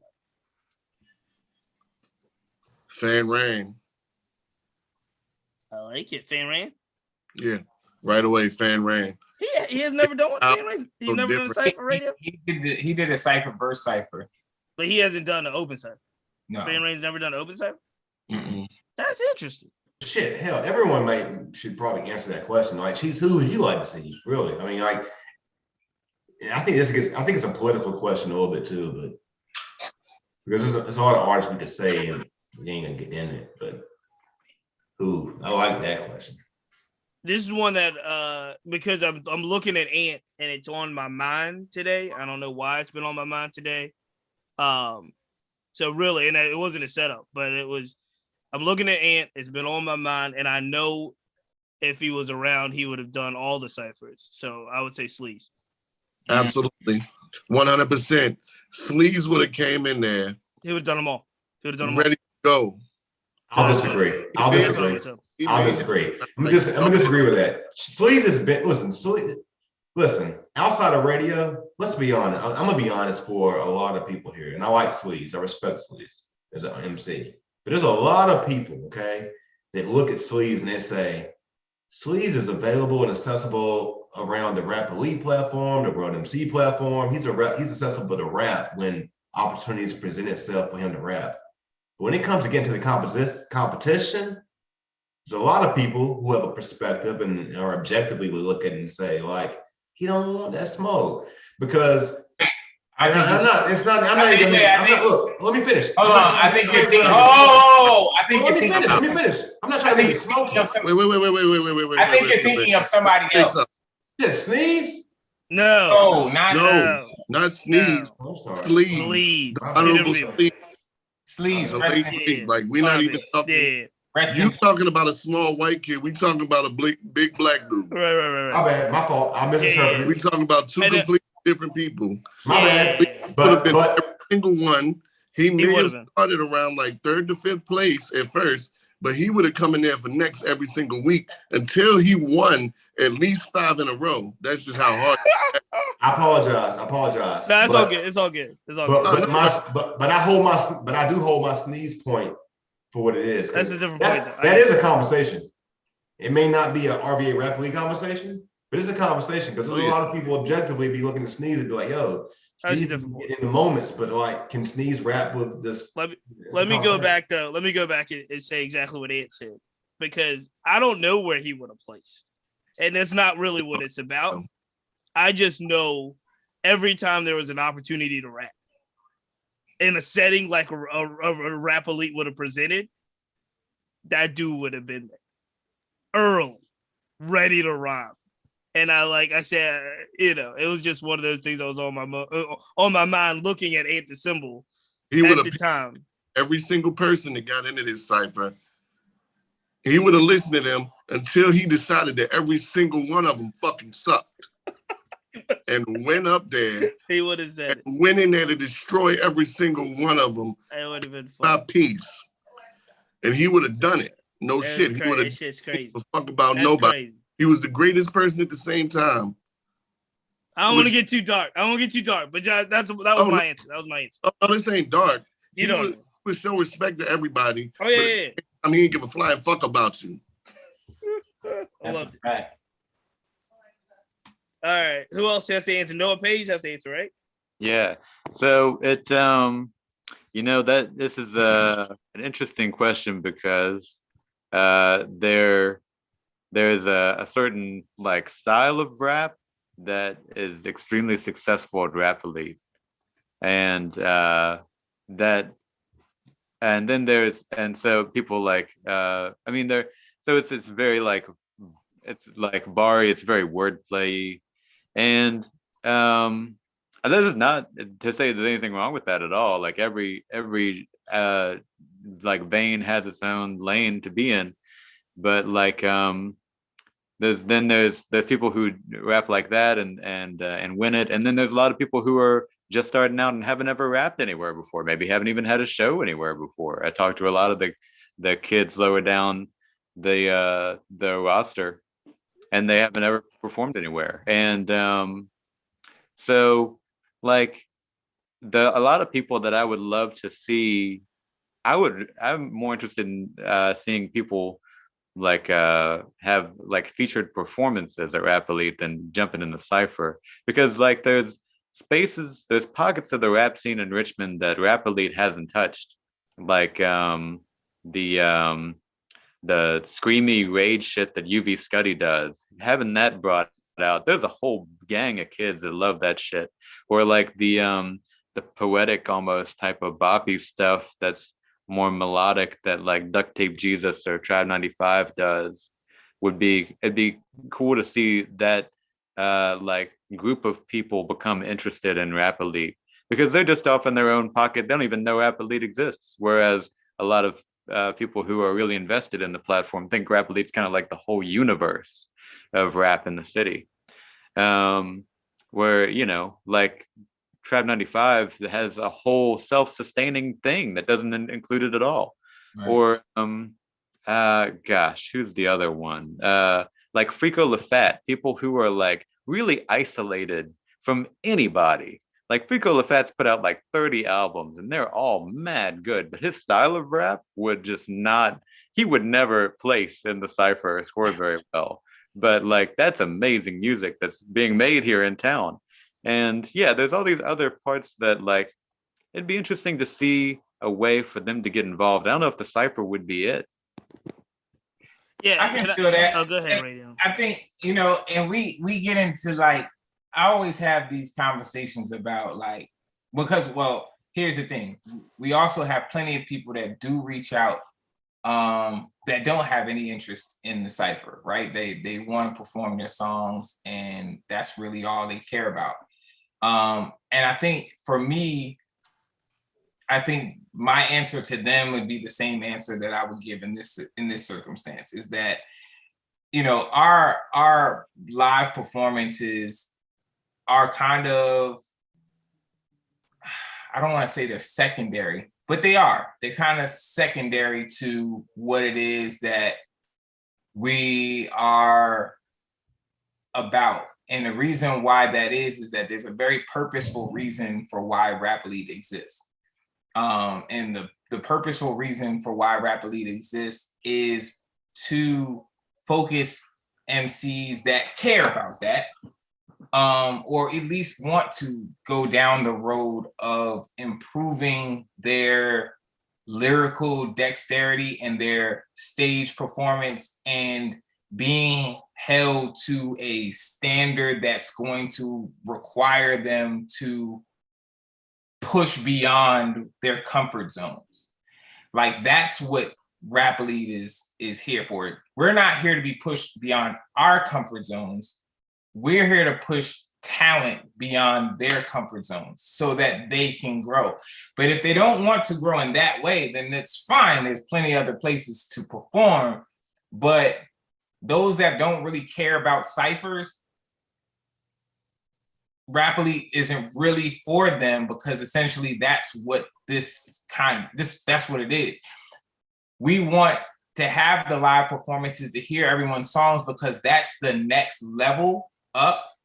That's the next progression. Like once you've mastered ciphers and public displays of your craft and just continue to progress, obviously we want to know that you're extending that to your songs. We want to know that you're extending what you learn in your live performance to your stage presence when you're performing your records.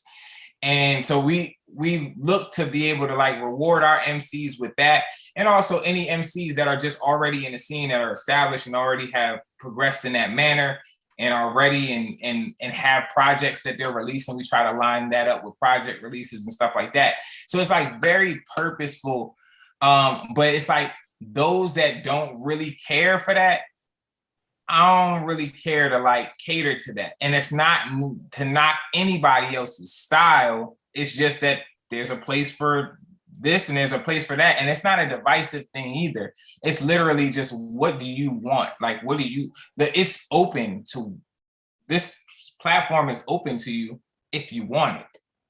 You know what I mean? Like, to say like, I don't know about Rap Elite, I don't really fuck with it, that's a choice at this point. That is not. that is an active action. That is an active choice at this point. That is not something that just so, I mean, for some people, yes. But if you're in the rap scene and in any way, shape, form, or fashion, Rap Elite has brushed by your left or right ear, your right or left eye. It came across your desk at some point. And you either chose to say, I fuck with that, or you say, I don't really fuck with that. And that's cool too. Like, I can accept that people don't fuck with that, but it's not for us to break the mold to try to get everybody to fuck with us. You know what I'm saying? Because then at that point, we are no longer serving the purpose that we were established for. You know what I'm saying? And it just gets confusing. You know what I'm saying? It's like, what is this really for? It's not to bring everyone in. It's to bring everyone that fucks with this in. You know what I'm saying? And like, that's kind of what that is. It's not an elitist thing. I believe that people that don't do this, but they do other things, there's no hierarchy in that, right? There's no hierarchy in that. That is, you fuck with this, I fuck with that. And I believe that two things can coexist. Like trap rappers, for instance. Some trap rappers are interested in getting in ciphers. Some are not. They rather do they lane how they do they lane. You know what I'm saying? And my platform is open to them too. You know what I'm saying? Can I just say, I think the first real Rap Elite trailer, like the introduction to Rap Elite. That's what Rap Elite is. Defined what it was. Right. And it was that dungeon, that underground, that like grit. You know what I mean? Like the tunnel vibes you were gonna get. No return to lyrics when you did it. And so by that definition, the tent is an inviting tent, but it's not an all-encompassing tent. Right. So there are folks that, and let me I understated the purpose. What I saw in hip hop in Richmond and other places, right, in 2017, which is the reason why Rap Elite, or at the time Lyricist Lounge, began, was I saw people skipping over the process of becoming a dope MC or becoming an MC at all, right? You got people have home, you got your home studios, you got your YouTube, you got YouTube beats or whoever, like you got no engineer, you make a song, you throw it up on SoundCloud, you inbox people, you take some crummy pictures and you're a rapper tomorrow. Like tomorrow. You never went out in public and rap nowhere. Like not a barbershop, not a school lunch table, not a cypher, not a nowhere. You never went out in public and rap nowhere, but you're a rapper and you're in my inbox and you want me to listen to your song and you're mad because I don't know you. You know what I'm saying? And it's like, why do I have to know you? Like, you just found out who I am and I've been rapping for fucking 20 years. You know what I'm saying? Like, but I have to know you, right? So it's like the entitlement in this shit got so crazy and the quality levels. Like the idea of, like you telling me y'all were doing ciphers, the only people I knew that were doing ciphers at that time were at the end of Cheats events. At the end of Cheats events, we would all have ciphers, right? Like, you know, that was long time ago, right? But Noah rapped in those. No, you rapped. I'm saying you rapped in some of those. And other than that, it was like the BET film version of fucking ciphers. You know what I'm saying? Like every now and then, it was at the end of a show. Somebody will put a camera up and you get up there and you rap like the BET ciphers, and like that was that. But like the idea of it being a center focus was foreign. For it to be the focal point of a show was fucking foreign. And I was like, yo, to see it get to where it is now, it's like, that was a dream to me. To even to have the thought that 20 to 30 MCs will be focused on one rap for 1 month, every month, and pushing themselves to rap better. That was like fucking unheard of. All the accomplished MCs that I was putting in ciphers in the first Lyricist Lounge, I have a video where it's me, Gallo, Ease, and Mike talking about us being in that first cipher for that first episode. And we're listening to old instrumentals and we're like, oh shit, yo, we about to do that. That was even refreshing again for us. And we came from that. You know what I'm saying? So to think where the scene itself was at that time, it was just down. It was just bad for rappers. For MCs, it was bad. It's wild thinking about how long, like over the years, how things have made stair steps up. Like, you know, everybody was, you know, having shows with their own crews at the beginning. And then you had cats like when Gritty City first came along, right? They were doing shows for themselves, but they would always bring somebody else, right, from another crew in, and they would do that. Like I would do shows with Gritty. Yeah. And then when Rap Elite started, that was just like a whole new thing. Like when Lyricist Lounge and all that started, it just like opened the city up to even more people. It's just like a lot of talent I didn't even know was here. Because that was the goal. The goal was to bring out all of those old rappers. Like when I was coming up with so many people that were like lyrical rappers, like you didn't know, like that was what it was, right? And I knew a lot of those people still like wanted to rap, but they didn't have a place to rap anymore. Exactly. Because there was no place for lyrical rappers or niggas that just didn't have songs, but they could rap. Like that was a thing. Like motherfuckers didn't have songs back in the early 2000s, late 90s sometimes. They just could rap. And ciphers just used to break out, so they rapped. It's like, so, yo, where is the place for those people? Where are the places? It's dope because as a producer, I can never really take part in it, but I can find new people that I like to work with. And that's the thing that I especially love about this. Like, I've found so many new MCs. And at first it was like, okay, let me see how many dope people we got in my crew. Yeah. That's another. If you have no desire to call yourself an MC, like if that's not how you refer to yourself, then I really there's no point. There's no point in you even getting on the stage. Yeah. I mean,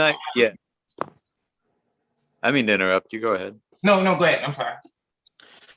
Yeah, I mean, I hear and super appreciate everything you're saying about like who it's for, because it is a very specific thing that functions and interlocks with everything else that you do in a specific way that promotes rap in a way that no other platform does. And I always say, to have a healthy ecosystem, you need a lot of different kinds of fish.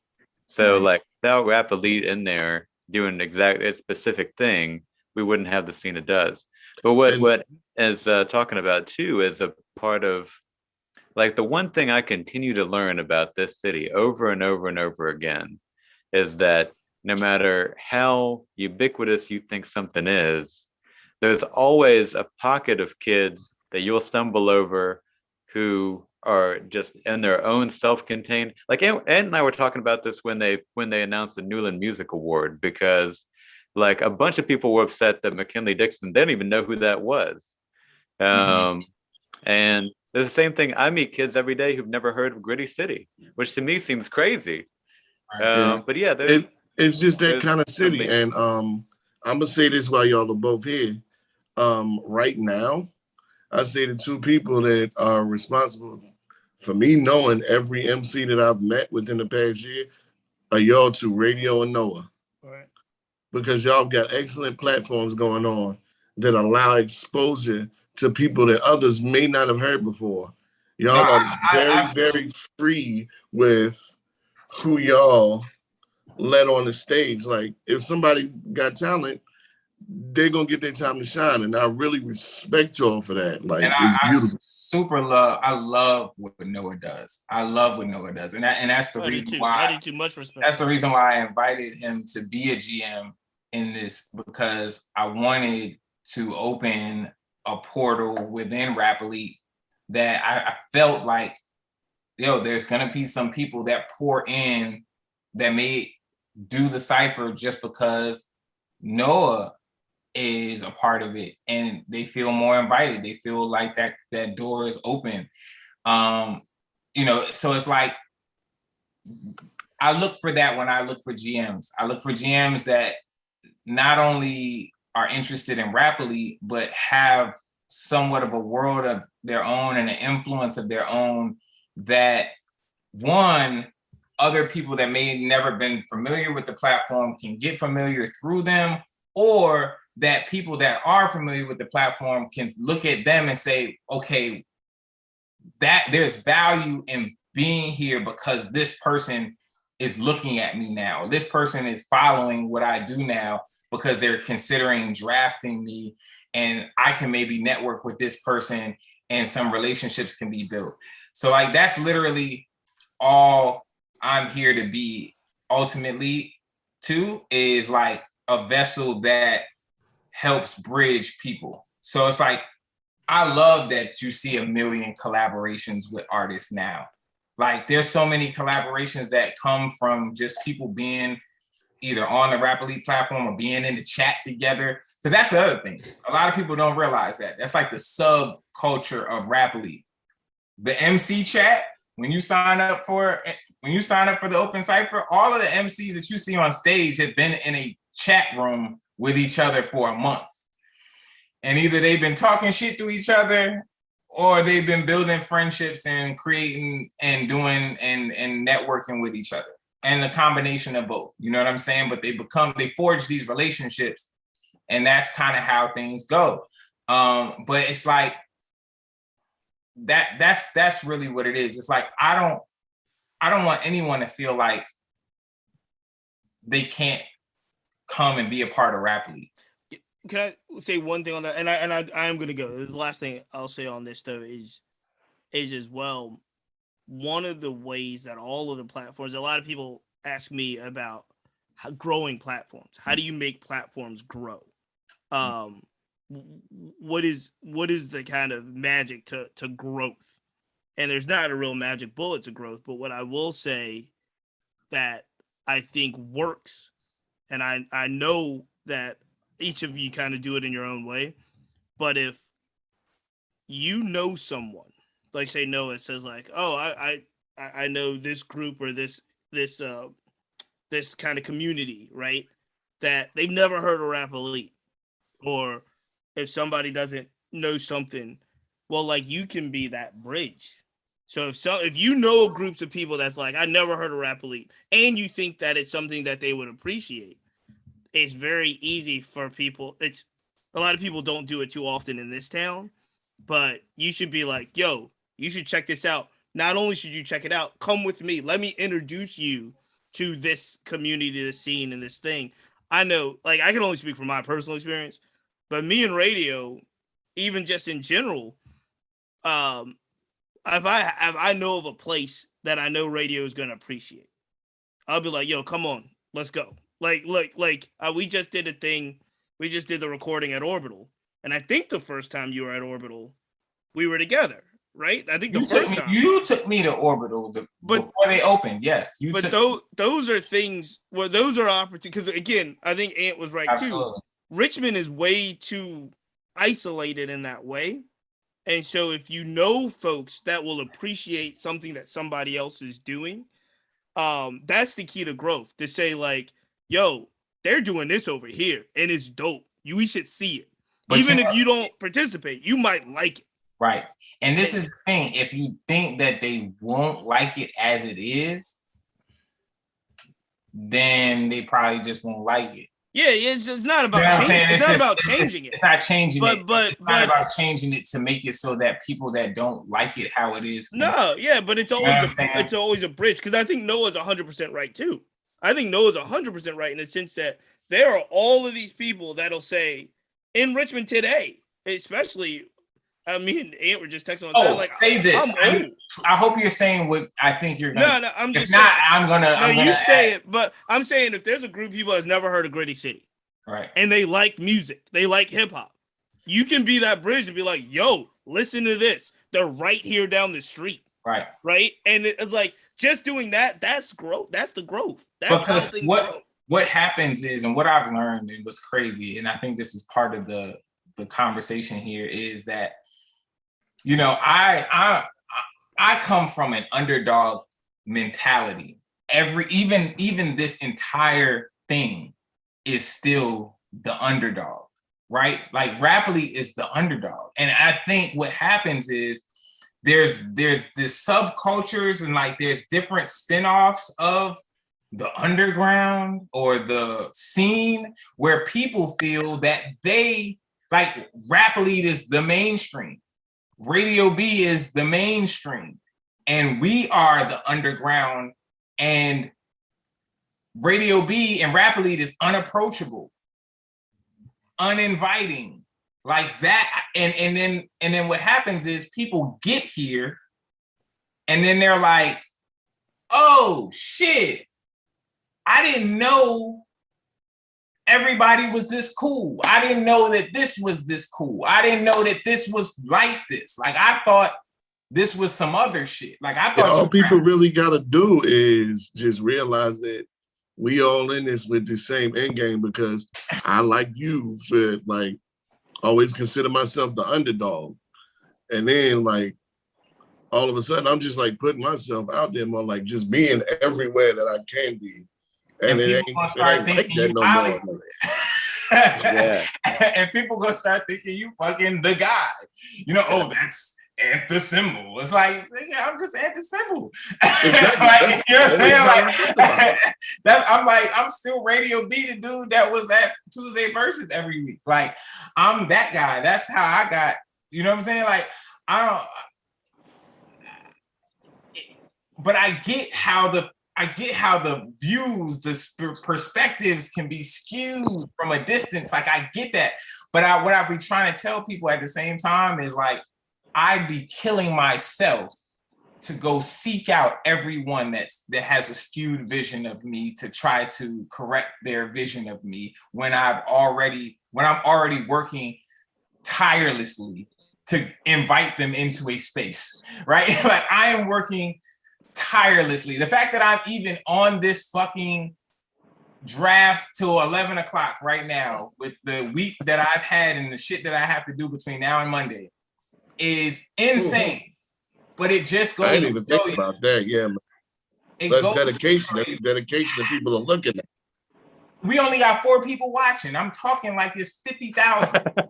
You understand what I'm saying? But like, I really give that much of a fuck. Like, I really care that much, bro. Like, And that's I the beautiful really thing. We all do. We don't all get the opportunity to sit at a round table like this and have this discussion with one another, Yeah. especially with this depth. Right. Yeah, Absolutely. because what Cheats is saying is that the exact thing. When we book our shows, we try to think, well, we got to have 2 people like on the bill from Rap Elite. We got to have like somebody from Gritty City. We got to have somebody from like Scuddy's crew. We got to have somebody from Trap 95 so that we get we can try to introduce all these people. And we had, in fact, the last couple I did before I took the little break we're in now, we had like Real Life and Mila Mansa and fucking and I was like, dude, I remember going the night that I was going there to set up like the table, the like fold up table that we're about to run beats off of. I was like, dude, if Radio B came to this and saw Duct Tape Jesus and UV Scuddy, like, I don't know how much that would do. Like, so we got to invite Radio B to one of these shows at some point just to see the 2 of them. I follow Duct Tape Jesus. Like, I feel like I've seen him. He's dope. And I've seen some of the stuff I see and he's a real humble, approachable dude too. Like, I think that he would be able to fit in extremely well over here. Like, I want to see him come out. Like, you know what I mean? I really like that dude. And I get it. It's like, I get it. Like, and I never shun and I never throw stones at people. I may say little shit in the interview about people that don't want to get in ciphers, but I gotta sell my shit, right? It's like, that's just the nature of this. You know what I'm saying? And really, I be doing that to draw out the people that do fuck with this platform or did fuck with this type of rap, but just be scared to get into it. Like, there's a lot of guys that really just want to rap, but they just think like it's hard. It's like, oh man, been procrastinating for years. I'm gonna come. You know what I'm saying? Like, and I just be trying to draw those guys out, like whatever way I can try to draw people out in that way. But it's like, I get that we're not for everybody. You know what I'm saying? But I get that because we were the people that nobody really gave a fuck about 4 or 5 years ago. You understand? Like, that's what people don't realize. Like, we are that. Remember that shit. So when nobody would come.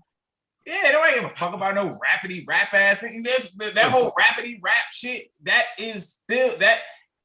We them guys, like, nobody cares about that. You know what I'm saying? I care about the wave. Yeah.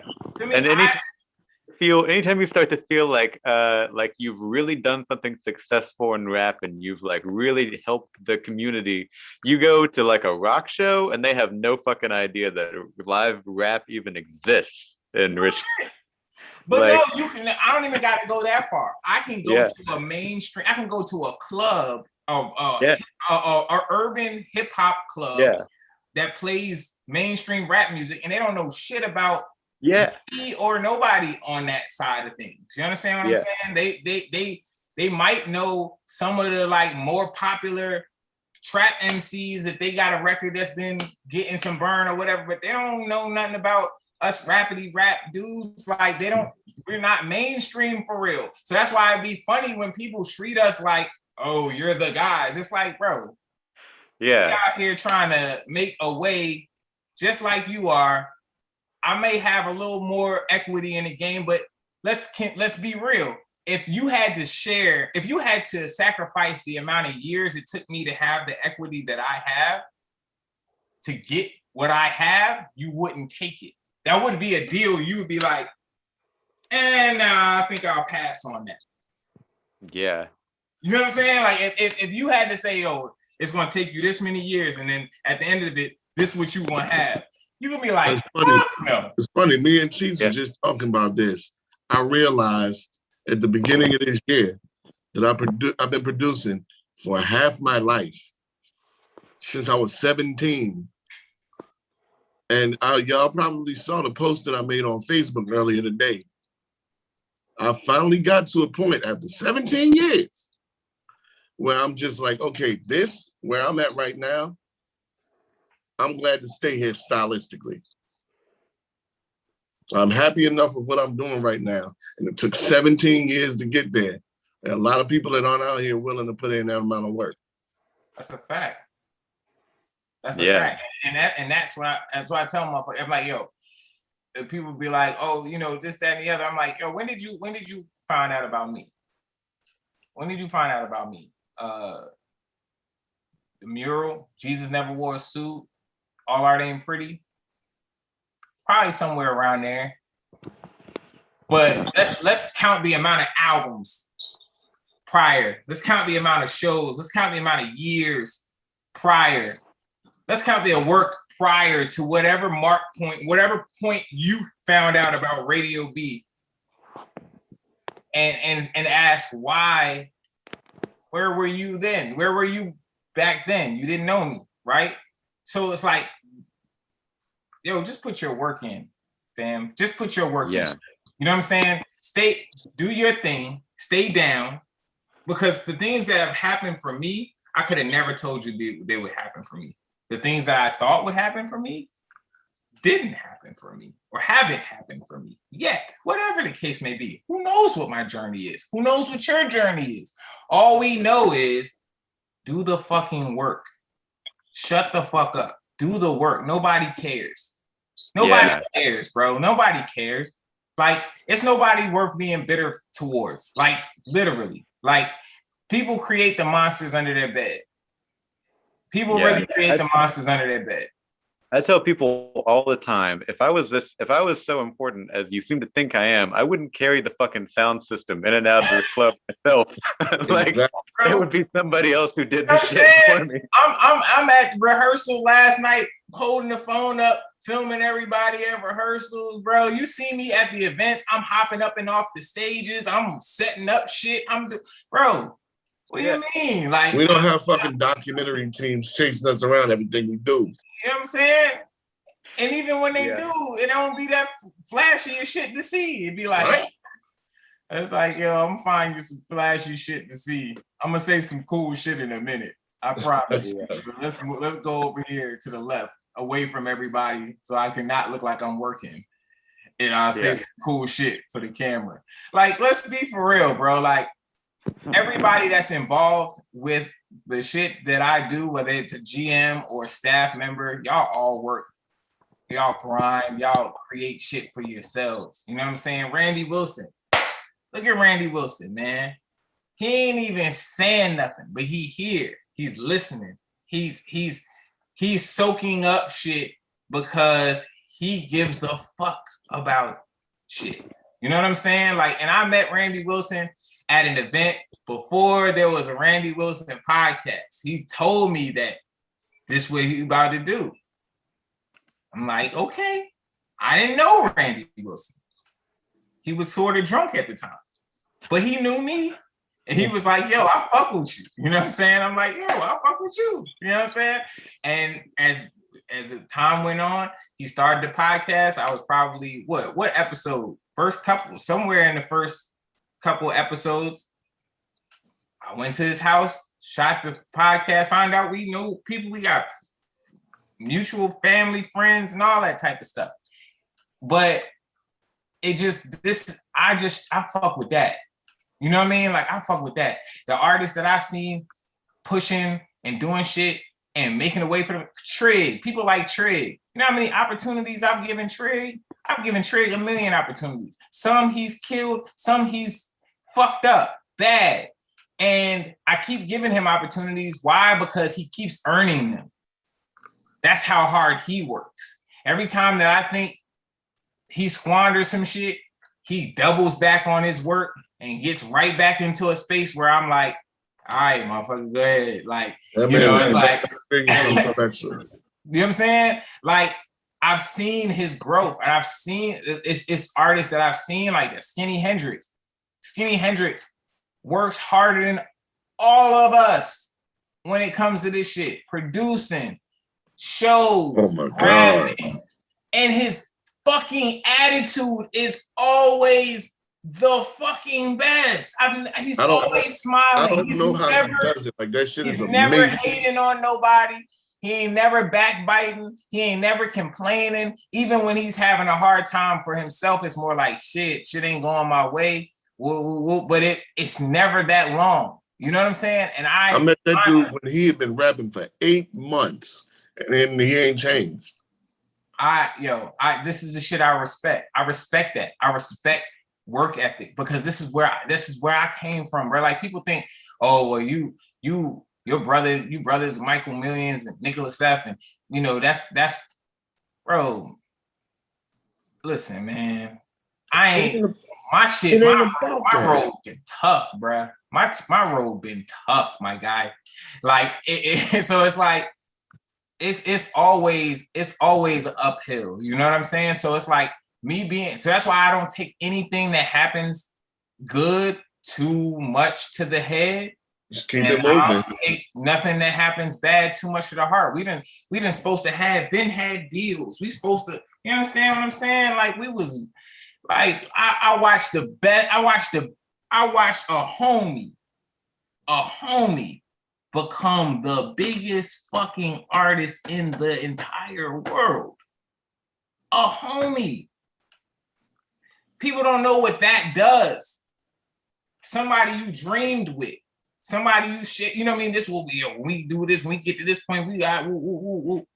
And they become the biggest artist in the world. And you never hate. And you always, and to this day, I will debate you to death for this nigga. You know what I'm saying? Like I will debate you to death. Yo, that man, I don't care what you say, who wrote for who. That man pen is crazy.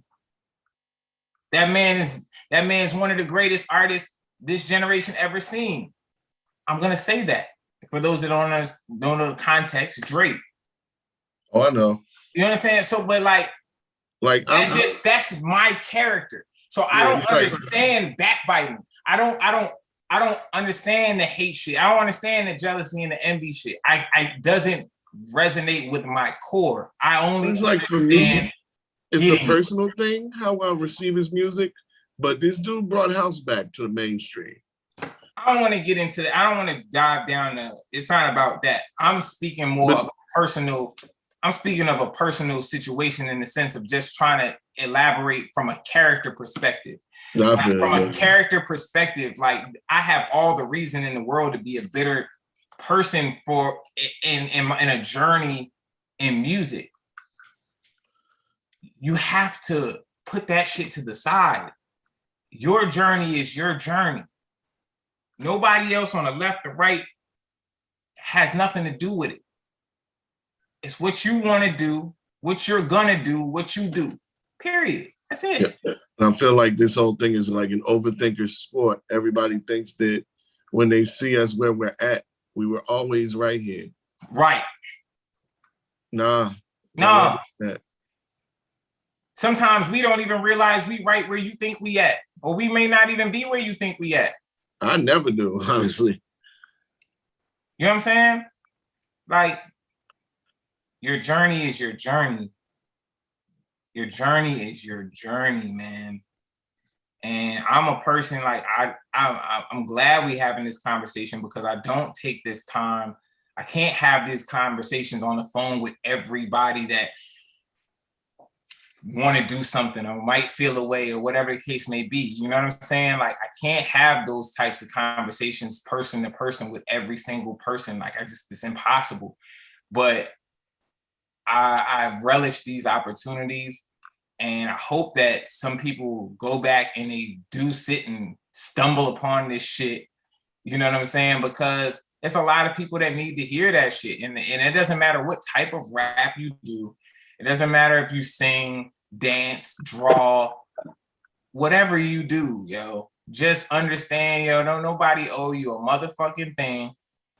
And stop counting other people's successes, failures, pockets, all of that shit. Because 90% of the time you're wrong. 90% of the time you're counting wrong. Period. You know what I'm saying? If you and to draw it all back, if you fuck with Rap Elite, if you like rap, if you like hip hop, if you consider yourself an MC or fucking even a good rapper, come through. We would love to fucking have you. If you don't really fuck with that shit, if you even come to the event, that's another thing. Just before you sign up, come to one. Just come to one. That's another thing. I ain't putting nobody on my stage that's too good to fucking buy a ticket and come to the show. If you ain't never came to one, why? If you ain't never came see me, why should I put you on the stage? Why?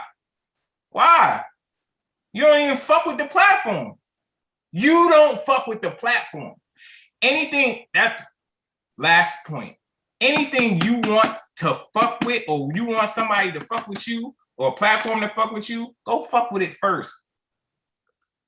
Go be a fan of it first before it needs to be a fan of you. Yeah, you know what, radio, real.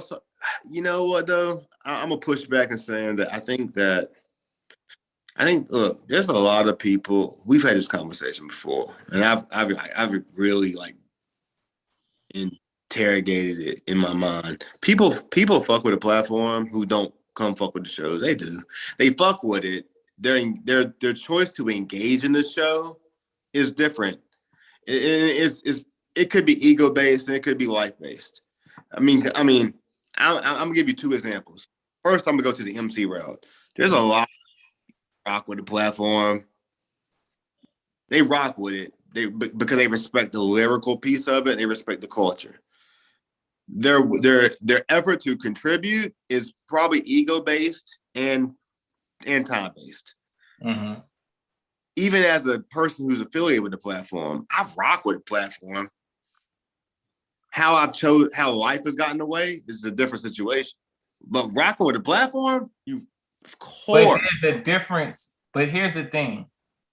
If you've never been, we've been around for 5 years. Yeah.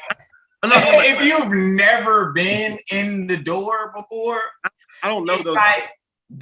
There's a lot of people that have never been. Right. Like there's people in my inbox, not mine, but in the Rap Elite inbox right now, right?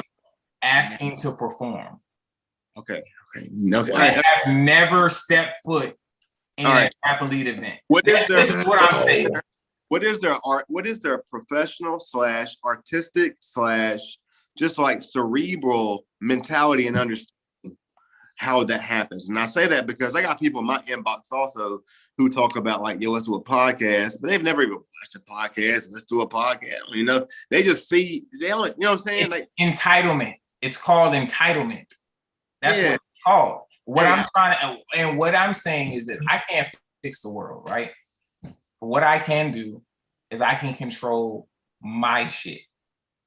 And when it comes to my shit, you are not going to display all that's wrong with the game and come fuck with my shit. My shit is about correcting shit that's restoring order where it can restore order. Only if you come in and fuck with this, right? If you come in and fuck with it's like knowing you gotta come to a certain spot and you might have to button your shit up. Obviously, that's not what we're asking. But what I'm saying is you're not gonna come over here with the clout chasing shit because we ain't about the clout chasing. Yeah. You know what I'm saying? Like, we're not about the clout chasing. So the system has been designed to repel that shit. And that's what, so people that are about that find it unapproachable, right? They like, I don't really fuck with that because you be having to do this. If you listen to people long enough, they'll tell on themselves. Because other people come to me and they be like, yo, I talk to some rappers, but they like, yeah, I would go fuck with that, but yo, you be having to really like go rap and you really gotta do this and you gotta really like prove yourself and you gotta really, and it's like, yeah, because that's what we're trying to make sure people are still doing in the world. You know what I'm saying? So I'm not a lot of that recently. If I become flexible on that, then it no longer serves the purpose that it serves. And now I've seen it actually work for so many artists and on such a wide span now that I would be a fool to allow the shit to be bent up and broken and break the system to allow people in because they don't want to like go through the rigor. There's a little bit of rigor here. We have rigor, yes, and I know that's not normal in 2022. Everybody does whatever the fuck they want to do, and everybody just everything is this, that, and the other. It's like, no, there are still some places that have ethics, and we have some ethics, and there's some ethics you might have to conform to fuck with this. And if you don't really want to rap, if you don't want to try to rap good, I mean, probably not for you. I mean, that's cool. We ain't slandering you. I'm not There's looking like for places that you could go to you create. know what I'm saying? And when you go over there, that. you could be the biggest thing in the fucking city, world, whatever. I guarantee you one thing that you won't hear is Radio B says some negative shit about you. You won't hear that. You won't hear Radio B say, oh, well, y'all fucking with that. You should be fucking with this real hip. You won't hear that. Not from me. We just gonna be over here doing what we do. That's just that. And I wish everyone to do that too. Like, do your thing. It don't gotta be you versus me. People always say, oh, there's different sides of the hip hop scene. Why don't they join together? We don't have to join together. That doesn't even happen in the music industry. You have this type of artist, and then you have this type of artist. You don't be seeing, sometimes you see them intermingle, but most times they don't, because their fan bases, the people that listen to them don't really want to hear that other shit. Like, Hey, somebody, but listen, I'm letting you know, as a I'm talking about that. I'm critically, like I'm talking about that in all in all conversations with all artists, all people, all things, whether it's community, hip hop, politics. I don't care what the conversation is. I'm bringing together the fact that, listen, to be good at business, to be good in everything, you have to be to some degree good in politics. Meaning just talking to people, right? And if I'm leading the city, if I'm leading the community, if I'm leading my people, if I'm leading the culture, and I don't care if the culture is hip hop, community, I don't care what type of subculture it is, we have to be cohesive. And so I'm going to talk about why the fact can we not bring trap, hip hop, everything. You're doing it in radio. You're doing it though. Like your Brun experience is doing it. You know, you do it. You get it. You get it. Bro, I tell you, that's what I'm saying. I try to bridge. This is what I do. I try to bridge gaps. Radio. Before and what you say, you do it. But I'm asking for one thing in what you do. I'm asking for this. You do it, and as the OG, what I'm asking you to do is to push harder with the trap side of it. And the reason why I'm saying that is because you're a leader within the culture, and whether it's culture, on behalf of culture, but on behalf of music second, we need you to bring these young trap artists in so that our events, I always tell people, like, I'm a boom bap guy. I tell people I'm a boom bap guy, all right? But in these events, we gotta bring them in, pull them in, ask them in, pay them. We gotta do whatever we gotta do to bring them in, because their numbers are there and their numbers count, and they are the future. And so I say that to you, and I feel that, and I want these artists to be as successful as they possibly can be. Well, once again, it's the same conversation I just had with Noah. If you don't, I have a purpose, right? When it comes to this aspect of it. Yeah, they're the future on the backs of the fact that the lyrical MC is no longer, there's no space for the lyrical MC. Yeah, it is. There is not. No, what space? You just said they are the future. Which no. Fine. Let me fix. You said the numbers are over there and they are the future. what I'm saying is that everything is happens in like think musically in life. Everything happens in rhythms, right? Flows. It's a seasonal thing. Listen, but Drake exists. I'm not Drake saying, exists on both sides. Drake can exist on both sides. So I'm just saying, like, we need hip but hop. that's right. But see, that's music making. That is music making. These events and these ciphers and all that type of shit, it's not, they really just don't, the shit don't mesh. Like they don't want to be over there. Those artists don't want to be on our stages. They don't want to rap in front of our types of crowds. They don't. They just don't. Bro, we got to have those conversations. You're right on the fact they don't, but we, as who we are, but I'm not. We got to bridge those conversations. You are respected by people in in both sides because you are a media person, and you are a media person that caters to both sides. I'm an artist, bro. I'm not a media person.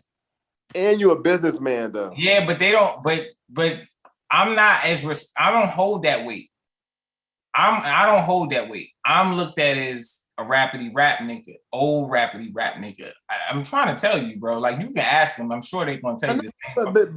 But you're not talking to them and they like, yeah, no, radio to OG. Like, there's a few of them that's gonna say that, but the majority of that artist that you're talking about either doesn't know me or they're not holding me to that. All right, hear me with this. Hear me with this. Whether they know you or not, you have the respect and you give off that you can have the conversation. And all I'm